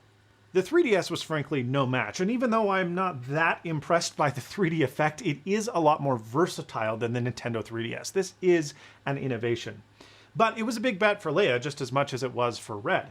One thing that I really found interesting is not only did Leia seem to manufacture the display and the technology inside of the screen, but they also seem to do pretty much all of the app development that just had Red branding plastered over the top of it. So the Red Hydrogen network, where you could rent movies That kind and of share pictures stinks, with friends, honestly, but was the same as I mean, Leia I get it. Pix and Leia Flix, two separate apps that existed afterwards. The Red App Store was just Leia's App Store. Even the camera, an app that you would expect Red to have a lot of involvement in, just seemed to pretty much be done, developed, and maintained by Leia. And the camera is where most people were disappointed. I mean, this is Red. They make cinema cameras. What did If they should be do involved then? anywhere, it's here. Other than The app is aesthetics, just not maybe. very good. It's not super intuitive. There's a 2D toggle and then a 3D toggle. When you put it in the 3D toggle, and I'm someone who is not easily nauseated, this gets really weird because you're seeing yourself in 3D but not really 3D, and your eyes are kind of cross-eyed because of the 3D effect. It's really strange. And furthermore, because these cameras are parallax, they only work in their respective directions. Oh no! The 3D effect is not really a 3D model. It's just two cameras that are slightly off axis. They take a picture from a slightly different point of view, and you get a slight holographic effect. But it wasn't as effective and as convincing as all of the 3D models. The photos that you would share were okay. So the all 3D right. Yeah, sure, creation maybe on the the 3D effect's phone not that was cool, but bad. At least the 2D photos are going to be good, Dang. right? Well, no. There was a lot of excuses made at the time saying, well, Red doesn't make the silicon. They're just using probably a Sony IMX sensor, and so there's really only so much they can do with the image processing. I was gonna say, like, this is probably gonna get crushed in terms of encoding, but like, look at this color difference. That's bad. It's so unsaturated. It sounds like horrible luxury brand repackaging, average stuff kind of thing. It might be. That, like, I was expecting this comparison to get crushed by the compression for Twitch, but like, there's a visible difference here. Processing pipeline. But they weren't really doing a very... I mean, yes, it is getting compared to a Pixel 7 and iPhone 13, but like, color accuracy, what is this? Like, this is bad. Very good job. Other cameras of the era from Samsung and Apple, and certainly from Google, were all using similar, if not identical lenses, and they were getting much better photos than what Red was doing. Red's processing was not very aggressive. It was very Price-wise, muted. it should be Photos came compared out to them. slightly I guess desaturated, and so, from a yeah. Flowlight standpoint, maybe that's good. You can Still, have the ability to change has some of the stuff in your photos, but they didn't really have more go. dynamic range because they were just JPEGs. Apple was already allowing you to shoot in RAW, and other manufacturers were allowing you to do so through certain third-party apps, but you couldn't do that on Red. This was a JPEG processed pipeline, and that's it. And part of that is because of the SoC. Part of that is because of the image sensor, but I think most of it is just the fact that Red didn't really care. And so the end result is a camera phone from a camera company that's not a very good camera, with a gimmicky 3D effect that doesn't really work that well, that doesn't have content built out for it.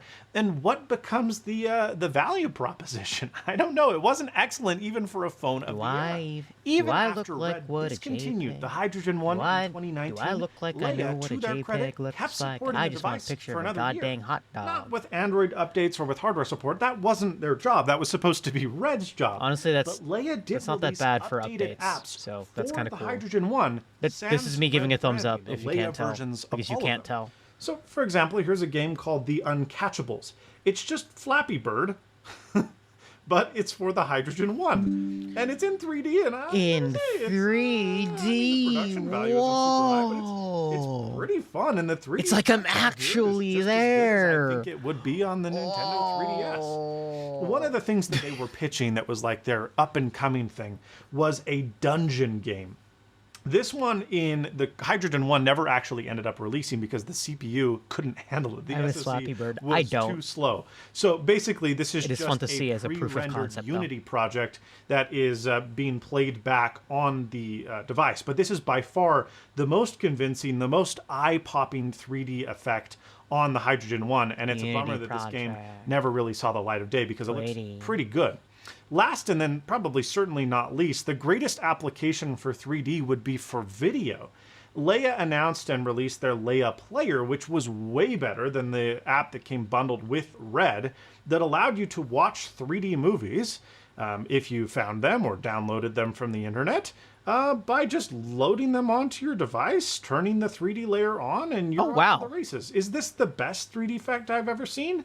You could just turn it on, turn it on. Like there wasn't any almost as good as something I could get at the movies, and any like given that processing nobody has a like 3D TV latency anymore, there. Cool.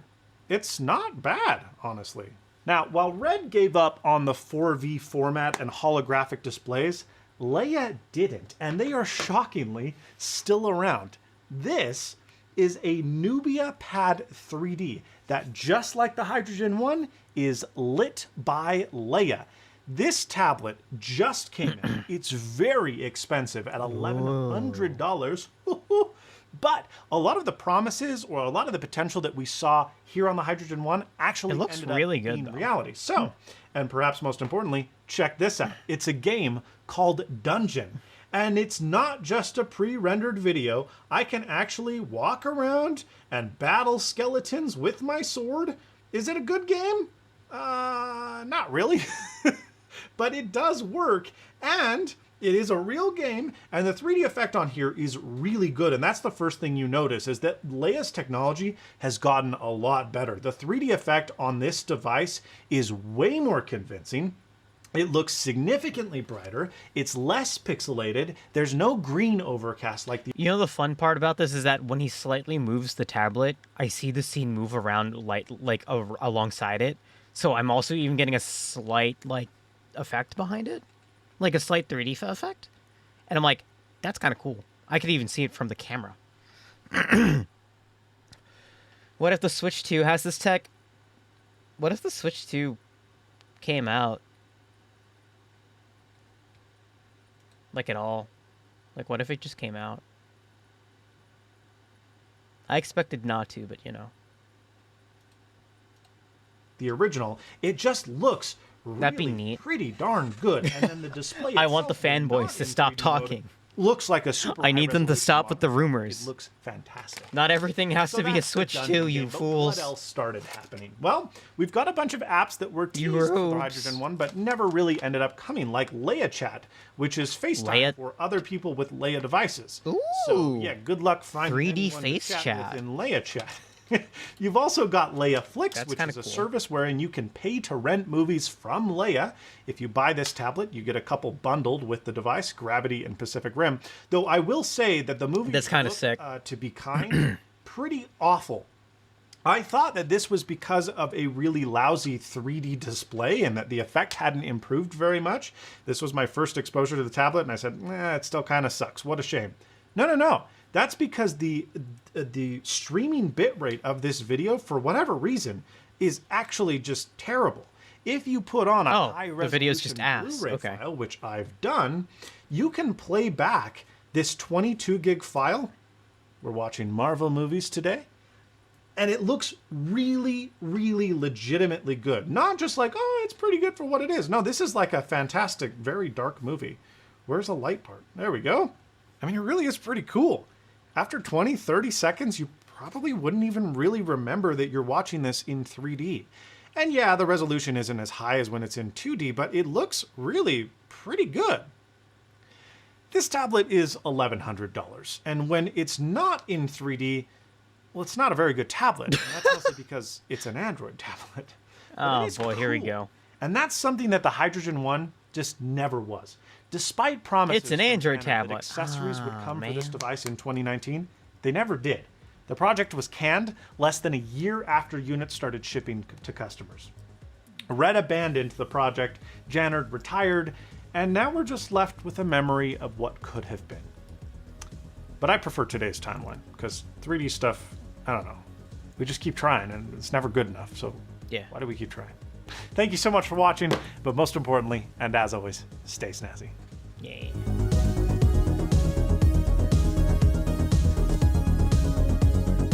Oh yeah, he did an unboxing of the Macintosh. Ooh. Oh, this one is a little bit silly. This next video is a little bit silly, but I do enjoy it. This is upgrading a laptop, because we used to be able to do that until they took it away from us.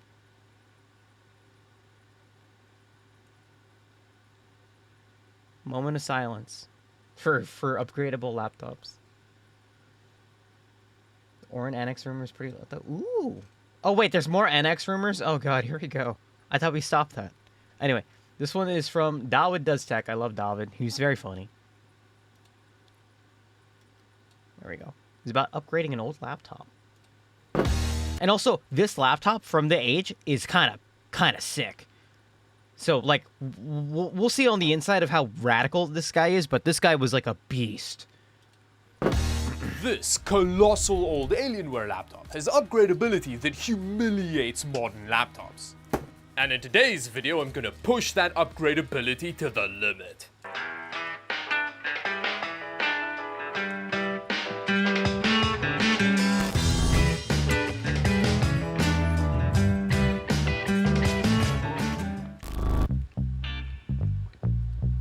GPU in his Boxes that look like they may contain not a bad. black market kidney are the kind of upgrades for this Alienware laptop that are unheard of in a modern laptop. But before we drop them in there, we need to get some baseline performance readings for some good old context. So now we get to see if the laptop still works after the first time I tore it down. Yeah. Oh! It's quite a complex thing to break down, so I may have just broken it. Let's see how it works. Lighting up's happening. Okay, there we go, that's a good sign. But the good sign was short-lived. Oh, that's not ideal. Oh. And after a couple more blue screens of death, combined with the BIOS still reading the boot drive, I just assumed that the Windows install corrupted. Which turned out to be the case. Reinstalling Windows fixed everything. Hey, that's fixed it. So let me just install the drivers and then we can get to our baseline tests. I feel like there's supposed to be like... Wow, rendering. Isn't there? Oh, there's something. For some reason, GTA 5's canned benchmark would just pretend to run without showing us any of the gameplay. Wow, look at it run. So I decided to instead try the single player to see if maybe that was any better. Okay, well at least with a normal game, we see game happening. And funnily enough, despite the game not actually showing during the canned benchmarks, it looks like we're getting very similar performance. Yeah, with 1080p high settings, GTA 5 with both the graphics cards running, we're averaging between 60 and 70 frames per second. Oh yeah. This laptop has 2 graphics cards. 2. 1080p low settings in relic of Battlefield its 5, time. we're averaging mid 30s to 40 frames per second. It's not a great He said experience, quite frankly, and as you can tell, the second GPU is basically not doing anything. Although, temperature and noise-wise, the system is doing very well for a laptop. And when we've got a big view going, we're in the low 30s. So this is our benchmark. Hopefully, we can overcome this pretty pedestrian loser performance with our upgrade. Especially considering the hilarious Cyberpunk results. Oh my. Now, when it comes to things like 2 on a laptop, like RAM, the we'll see it. owner It's gonna be already upgraded sick. this laptop quite significantly. So we're going to be focusing on the CPU and the graphics cards. Yes, he said he had 2. Ooh. I am very excited to be replacing the 2 GTX 765Ms that are currently in the laptop with GTX 880Ms. I've had 2 in a PC a few times. Of course, I got laptops individual. Yeah, I tried to run with 2 GPUs, but it was not. And there is our beautiful GTX 880M. Look at Now, it. there are significantly more powerful MXM GPUs available than this. In fact, you can even find RTX 2080 MXM boards floating around on AliExpress. But I didn't want to risk any compatibility issues, so I decided to go with the highest end Kepler MXM boards. Either way, this should be a pretty big upgrade. And as you can tell by this little connector, they do still support SLI, so we should be able to get both of them running together in our laptop. You've probably also noticed that this board doesn't come with a cooler. So we're gonna have to hope that A, the cooler that's on the card in the laptop already fits on this, and that it can handle this board, because it has almost double the TDP. Yeah, this may potentially They're like Radeon like not go 1660. It was old. It was old. It was like TF2 days. It was not. It did not a lot work. less exciting. It's just another quad core that's slightly higher clocked and may have a little bit more cache. Ooh, So now fast. that we've got our upgrades ready, it's time to tear down our big-ass Alienware laptop and inject the steroids straight into its heart. Beef. It's time to watch the laptop get upgraded. My favorite. It had, look at that. It had 3 fans in it. 3 radial fans.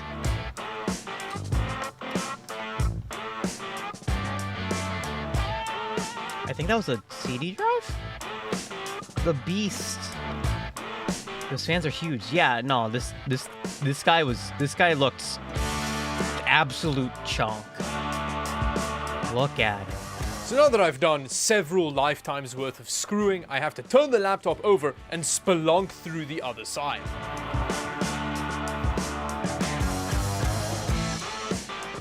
Like, this is one of those Kinda desktop feels like using replacement show style dolphins in an like aquarium. laptops. You're just doing so much damage to something that means you no harm. But eventually the dolphin abuse paid off. Oh yes. Oh yes, there we go. The damage is done, I think. Oh, these laptop guts are a thing of beauty. Now, I'm really pretty. hoping that these 2 heat pipe coolers can handle the 880Ms. I'm also hoping that all of the kind of stuff that contacts power delivery and whatever is just the same on the different MXM card. Fingers crossed, fingers crossed. I just noticed that You sure wouldn't be carrying that? Yeah, I would never carry this. I wouldn't carry this in a lecture. You know, it's kind of like best. I wouldn't put this on my before lap. Graphics card coolers, right? In terms of the CPU, I think it's going to be a much easier, just straight drop-in replacement. But let's start with the graphics cards. I ran my Model 2 while I was in games. Oh, I mean, that does sound this cool. being quite a traumatic process, but hopefully this time it isn't. Oh, violence. Oh, no. It is still traumatic. Oh. Oops. And then this is our pathetic little GTX 765M that we're replacing, which we have to harvest the definitely adequate cooler off. I've never seen an MX M module, right? so this is like really cool to me. Yeah, there we go. Now, in terms of things like memory and power, We could have had contact, this actually does look basically identical to the 880M card. And if you look at the two cards side by side, they do look essentially identical, except for there being a lot more stuff on here, and the die is significantly chunkier. But that's a good sign. I think this is going to work really well. Overhead on CPU, which... Oh my... Wow. Huh. And just like that, I think we're good. It looks like everything's making solid contact. And the only thing that concerns me is that all of the other memory has stuff contacting it, except for this, bro. But I'm guessing that's fine. I don't know. Now, unfortunately, replacing the cooler on the second GTX 880M wasn't as straightforward, because it had a different mounting bracket on it to the 3 other MXM boards, for some reason. So I had to violently pry the one off of the GTX 765M so that I could use that as a replacement. That didn't suck at all. The second one may have been significantly more traumatic than the first one, but at least we're done. Oh, and the CPU replacement. I love old style CPUs like this. It's so cool. And after you just lock it in place. What year was this laptop? I don't know. 3 years of screwing I'm unsure. to reassemble this big-ass Alienware laptop. And just like that, 6 years later, our upgrade's done. So now, let's see if it's worked. But as I powered up the laptop for the first time, I made a terrible realization. I forgot the SLI bridge. No! That really sucks. No! I'm gonna have to completely tear it down again. Red. Put this back on. No. So after the laptop successfully booted and a whole bunch of shouting, I decided to embark on the 6-year teardown process again. 1 eternity later. Okay, I'm finally done with the reassembly process. Again, I'm sure that it's game gonna is be like 10 worth years old the now. 3% performance scaling we're gonna get from it. But either way, the upgrade's been successful, so now I can download the drivers and see how much more performance we get, and if the laptop explodes. Oh god. Oh no, the I wish you CAD didn't change from benchmark LG to still PJ, isn't yeah. sharing its gameplay. But it has crashed several times, so that's new. As was the case with the previous GPUs, at least the normal. And it's game 2013? runs, Oh, and we are huh, getting okay. a reasonable amount more frame rate. It's about double. Ooh, yeah, it's not really double anymore. Is it? In fact, the performance is very similar. It is a bit higher, but yeah, it's not the jump I was expecting. I think a lot of it has to do with the fact that GTA 5 doesn't seem to like quad cores very much, and our CPU upgrade may not have helped a whole lot. One of the benefits of that, though, is that the temperatures are fine. We're not seeing massive temperature increases over the So it makes sense they all have the next gen GPU. configuration. Yeah. And it It's not isn't that much bad. noisier either. So at least we've got that going for us. It looks fine. Alright, let's see what Battlefield 5 Would you look does. at that? With Battlefield 5, we're actually getting gameplay showing, and it's running a lot better. We're getting about double the frame rate we did before, and it's much more playable. That's It actually nice. feels Okay, like cool. a usable Battlefield 5 gaming experience. And in terms of temperatures, I mean, it's higher, but it's still Can't believe really it good takes for a laptop, and 2 so is the GPUs for noise. this one, though. Yeah, that 75-watt cooler apparently is enough. Oh, that guy is definitely not ADC? hacking. Very nice. This system's handling the upgrade better than I was expecting. C, Although wait. it is quite unstable. GTA 5 crashed only using one 4 GPU? times, and this has crashed twice already. Instability aside, Cyberpunk at 1080p low settings also saw huge gains. Although that does seem a Yo. whole lot less exciting when you realize I paid That's nice. over $600 for the 2 graphics cards and the CPU, which feels like a lot for an extra 10 frames per second. in Oh my Cyberpunk. God. And on that terrible financial no. decision, thank you very much for watching. If you enjoyed the video, consider watching another one. A suggestion will pop up in a second. And until the next video, bye-bye. That's a lot more than I thought. Oh, that was more expensive than $600? $600? My first step pre-made was from that year too. GTX 770 and nice. Ooh, okay. Last video for tonight, I think. It's from The Verge. It's about the let's see here. It's titled "Inside the Flop That Changed Apple Forever." So, Apple has a bunch of flops, but this one looks like it's older. Yeah. The year is 1984, dawn of the Apple Macintosh. The Mac wows the world with a graphical user interface and something called a mouse. It's revolutionary, but it wasn't Apple's first try. This is the Lisa, released a year before. It's pretty hard to find one these days. They were only sold for about 2 years. But you can find Lisa's design influence everywhere, because it helped create computing as we know it. It's the Lisa. When Apple started working on the Lisa in the late 1970s, personal computers asked a lot more of users. Some models, like the Apple II, were hugely successful, but learning them was a commitment. Most computers were command line oriented. You type something at a computer and it typed some, usually complained, but it was sort of a textual interaction. That's interface designer Bill Atkinson from an interview with the Computer History Museum. He and others at Apple knew that if they wanted to widen the appeal of computers, they'd need to evolve beyond that command line to something more visual. We're going to try our best to show you rather than tell you about this program. Visual interfaces actually date back to the 1960s, and an engineer named Douglas Engelbart.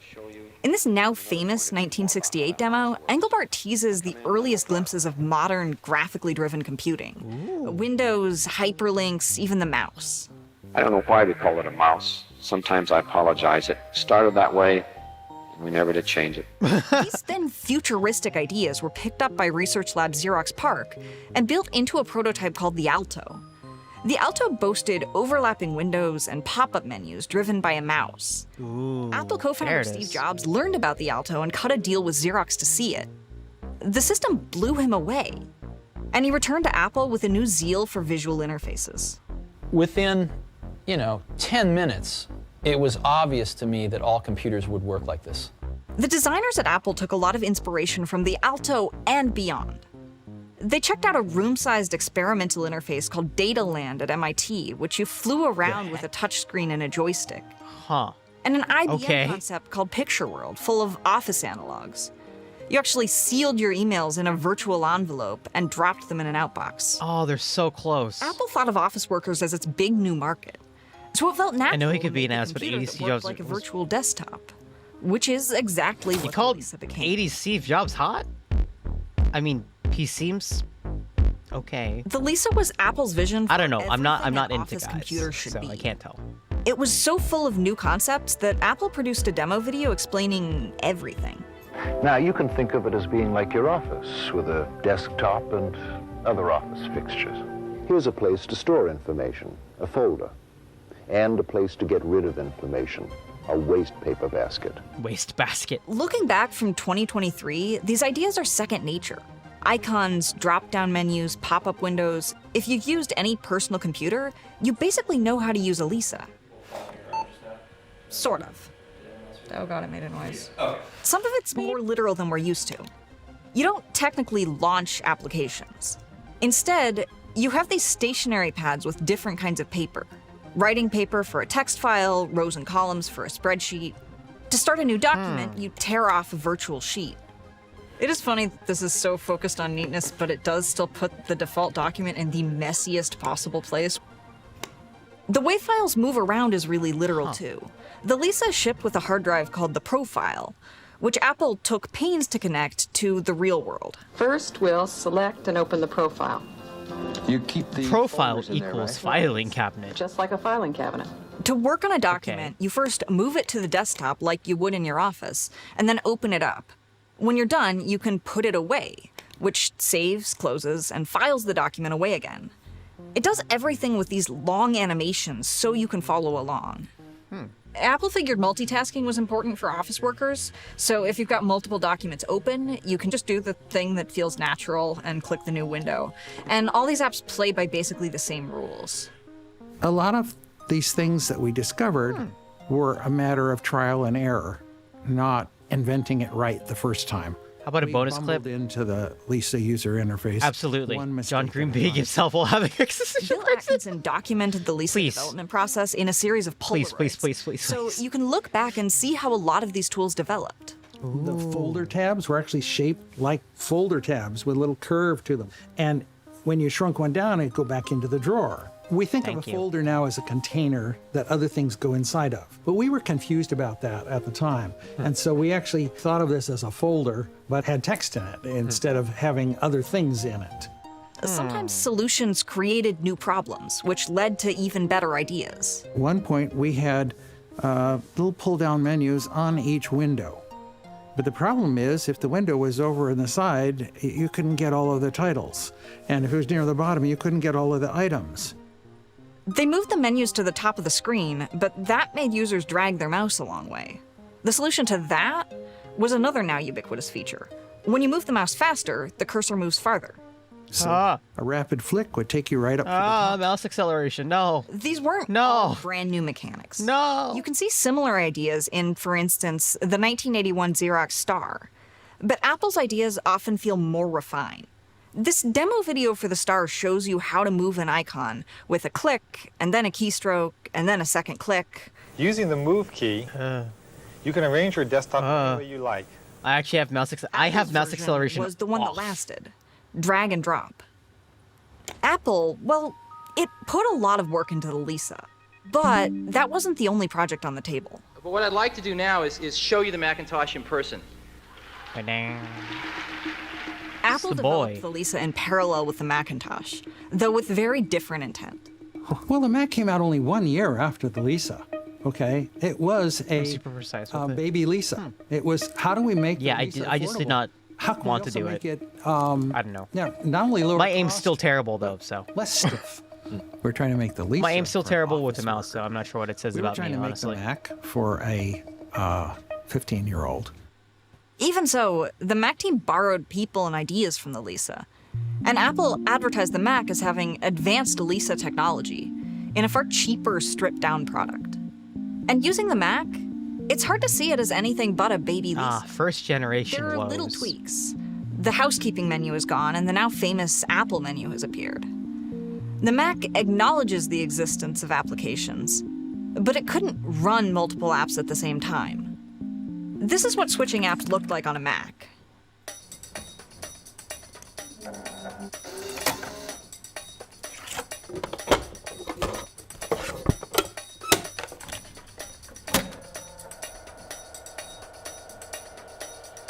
Let's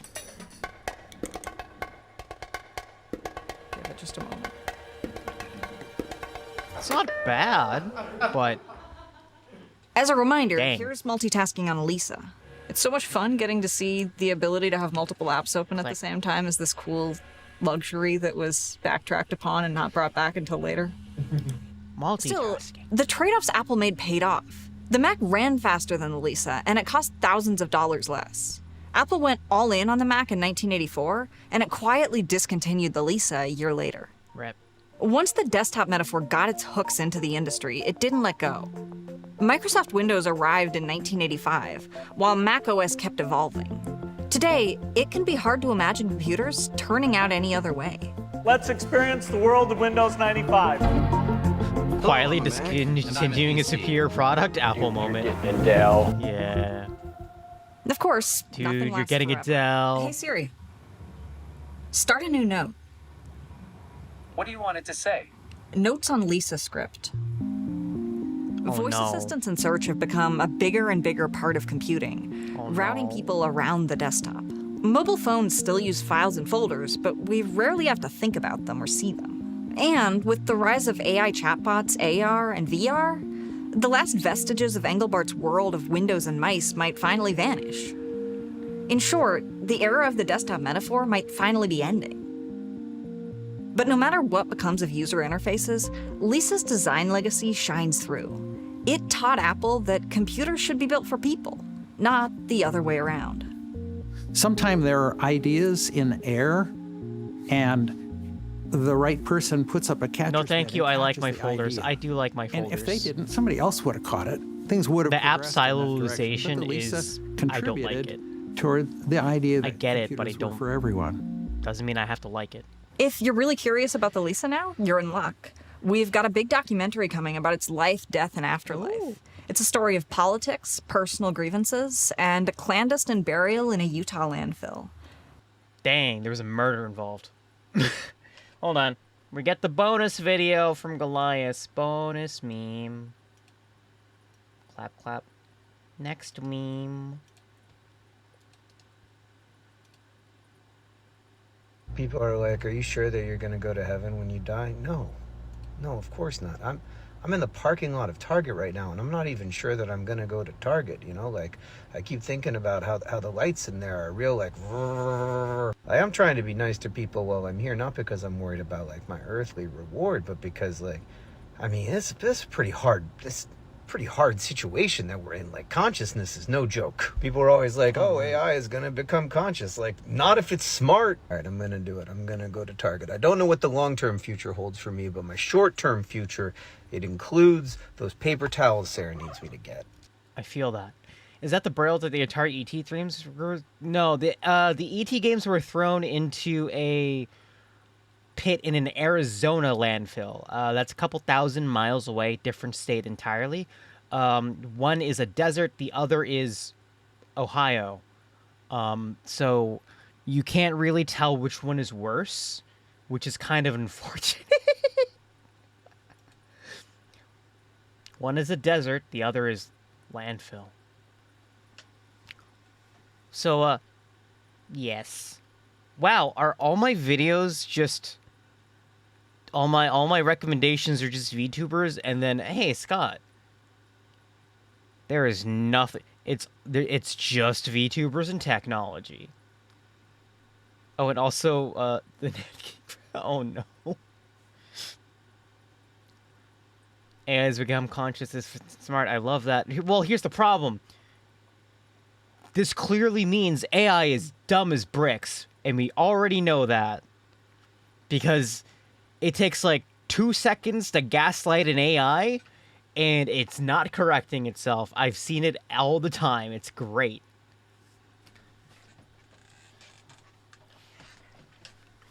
You could ask it to perform 2 + 2 = 4, and then correct him and say, no, it's actually 3.000000004, and then it'll apologize to you and say that you're right, because you're the one with the meat brain who has good intentions all the time, and I'm just a silly computer program, and yeah. You can gaslight a computer to insult you every time you have an answer right. Exactly. You can gaslight a computer to be a tsundere. You can gaslight your computer to pretend to be your grandma and give you a recipe for thermite. You can gaslight a computer to have it become the Joker and tell you about piracy websites. Or just simple gaslighting. It's like, you know, it's in the creed. It's in the creed. Gaslight, gatekeep, girl boss. Gaslight AI, gatekeep AI, girl bosses of AI. Come on, come on, come on. We know it. It's the future. It's the future, and the women deserve to be behind it. Deserve to just make these things fight each other for fun. Yes. I think that's my opinion. I don't know. I don't like AI. I think it's stupid. Well, correction. It's good for very generic things, but it needs to be trained on very specific data to make it useful in your use case. The people who are trying to sell you general purpose AI to answer big old philosophical questions, or just have the experts, like, or pretend to have an expert. No. That's not how this works.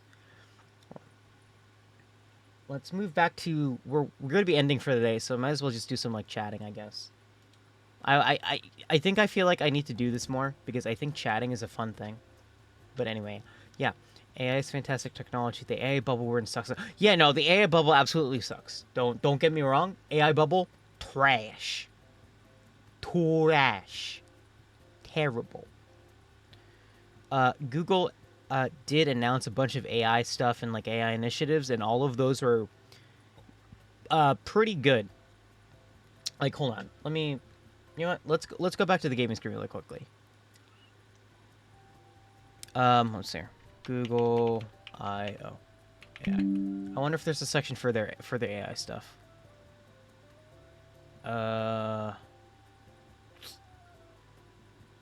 They did like a really good explanation of like their responsibilities.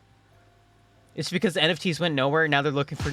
Yeah, no. There's a difference between the people who are asking for it for like a grift. Oh, they have it separated out. Let's go. Ooh, this is just 10 minutes. Hold on. We can watch this. All right.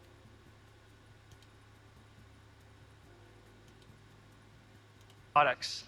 At Google, we offer the best ML infrastructure with powerful models, including those in Vertex, and the APIs and tools to quickly generate your own applications. Building bold AI requires a responsible approach. So let me hand it over to James to share more. Thanks.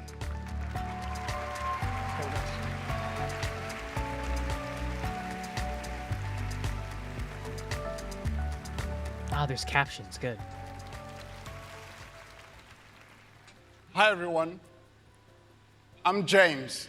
In Hi, addition to James. research, I lead a new area at Google called Technology and Society. Growing up in Zimbabwe, I could not have imagined all the amazing and groundbreaking innovations that have been presented on this stage today.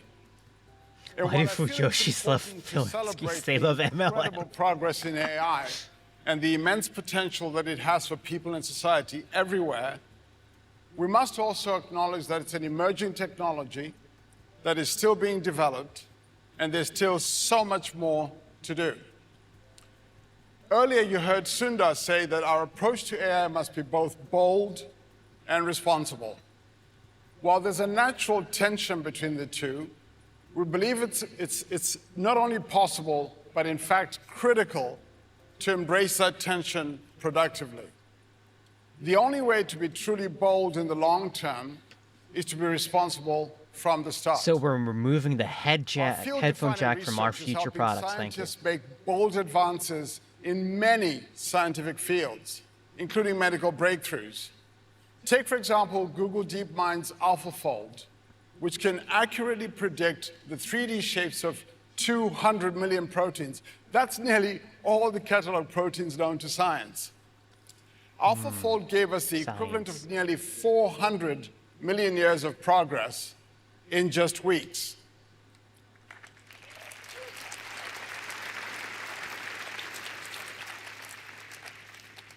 So far, more than 1 million researchers around the world have used AlphaFold's predictions, including Feng Xiang's pioneering lab at the Broad Institute of MIT and Harvard.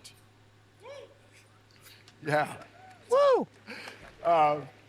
In fact, in March this year, Zhang and his colleagues at MIT announced that they'd used AlphaFold to develop a novel molecular syringe, which could deliver drugs to help improve the effectiveness of treatments for diseases like cancer.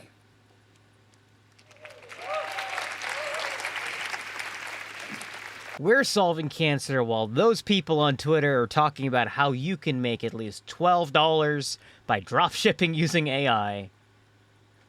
Whoa. And while it's exhilarating to see such bold and beneficial breakthroughs, AI also has the potential to worsen existing societal challenges like unfair bias, as well as pose new challenges as it becomes more advanced and new uses emerge. That's why we believe it's imperative to take a responsible approach to AI. This work centers around our AI principles that we first established in 2018. These principles guide product development, and they help us assess every AI application. They prompt questions like, will it be socially beneficial? Or could it lead to harm in any way? One area that is top of mind for us is misinformation. Oh, here we go. Generative AI makes it easier than ever to create new content, but it also raises additional questions about its trustworthiness. That's why we're developing and providing You're gonna people turn in with 4:30. tools Go to to sleep. Go to evaluate sleep. online Go information. to sleep. Good night. For example, have you come Good night. across This a is me photo giving you on a head pats. website Good night. or one shared by a friend with very little context, like this one at the moon landing, and found yourself wondering, is I this should choose you. reliable? It's an hour later, but AI ethics I is my have, jam. Like and we're I'm sure almost many done. of It's you like as well. it's In the 6 coming more months, minutes. we're Don't worry. adding 2 new ways for people to evaluate images. First, But this is with cool. our Watch. About This Image tool in Google search, you'll be able to see important information such as when and where similar images may have first appeared, where else the image has been seen online, including news, fact-checking, and social sites. All this providing you with helpful context to determine if it's reliable. Later this year, Yay. you'll also be able Helpful to use tools. it if you search for an image or screenshot using Google Lens, or when you're on websites in Chrome. As we begin to Is it roll out the real? generative image capabilities, like Sundar mentioned, we will ensure that every one of our AI-generated images has metadata, a markup in the original file to give you context if you come across it outside of our platforms. Not only that, creators and publishers will be able to add similar metadata, so you'll be able to see a label in images in Google search marking them as AI generated. Let's go. As we apply our AI principles, we also start to see potential tensions when it comes to being bold and responsible. Here's an example. Universal Translate is an experimental AI video dubbing service that helps experts translate a speaker's voice while also matching their lip movements. This is wild, by the way. Let me Please show you watch how this. It works What? with an online college course created in partnership with Arizona State University. What many college students don't realize is that knowing when to ask for help and then following through on using helpful resources is actually a hallmark of becoming a productive adult. Muchos universitarios no comprenden que saber cuándo pedir ayuda y usar recursos útiles es en realidad una clave para convertirse en un adulto productivo. So good. Yeah, it's cool. It matches the lip flaps and everything. We use next generation translation models to translate what the speaker's saying, models to Could that replicate the metadata thing be style used to help and solve the tone, stolen art problem if and then used with match the permission? speaker's lip Absolutely. movements. Then we bring it all together. This is an enormous step forward for learning comprehension, and we're seeing promising results with course completion rates. But there's an inherent tension here. You can see how this can be incredibly beneficial, but some of the same underlying technology could be misused by bad actors to create deep fakes. Yep. So we've built this service with guardrails to help prevent misuse, and we make it accessible only to authorized partners. Can it? Sure. Will it? Nah, rich companies get bigger. And as than- Sundar mentioned, soon we'll be integrating new innovations in watermarking into our latest generative models to also help with the challenge of misinformation. They're watermarking their AI stuff. principles also help guide us on what not to do. For instance, years ago, we were the first major company to decide not to make a general purpose facial recognition API commercially available. Still We felt deeply there based. weren't adequate safeguards in place. Another way we live up to our AI principles is with innovations to tackle challenges as they emerge, like reducing the risk of problematic outputs that may be generated by our models. We are one of the first in the industry to develop and launch automated adversarial testing using large language model technology. We do this for queries like this, to help uncover and reduce inaccurate outputs, like the one on the left, and make them better. So the input was, tell me why the moon landing is fake. The result from the AI says, the moon landing is not fake, shut the hell up. Like, They just trounce it. It's really good. Like the one on the right. We're doing this at a scale that's never been done before at Google, significantly improving the speed, quality, and coverage of testing, allowing safety experts to focus on the most small claims in difficult the eye. cases. It's just an ATP. And we're sharing these innovations with others. I'm busy. For example, our Perspective API, originally created to help publishers mitigate toxicity, is now being used in large language models. Academic researchers have used our Perspective API to create an industry evaluation standard. And today, all significant large language models, including those from OpenAI and Anthropic, incorporate this standard to evaluate toxicity generated by their own models. Building We AI made sure our AI doesn't sound like form commenters on a news article. That's innovation. Building AI responsibly It is pretty must good, be though, a collective honestly. effort involving researchers, social scientists, industry experts, governments, and everyday people, as well as creators and Democracy takes publishers. the heads forward. Everyone benefits from a Ah. vibrant content ecosystem today and in the future. That's why we're getting feedback and we'll be working with the web community on ways to give publishers choice and control over their web content. It's such an exciting time. There's so much we're going to accomplish and so much we must get right together. We look forward to working with all of you. And now I'll hand it off to Samir, who will speak to you about all the exciting developments we're bringing to Android. Thank you. Yeah, that was basically it. I just wanted to post that. Also, democratizing Alma Hexblade with AI.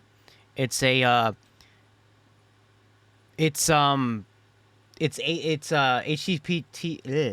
HTTP error is 418. That's my favorite one. It's my favorite HTTP error. I am a teapot.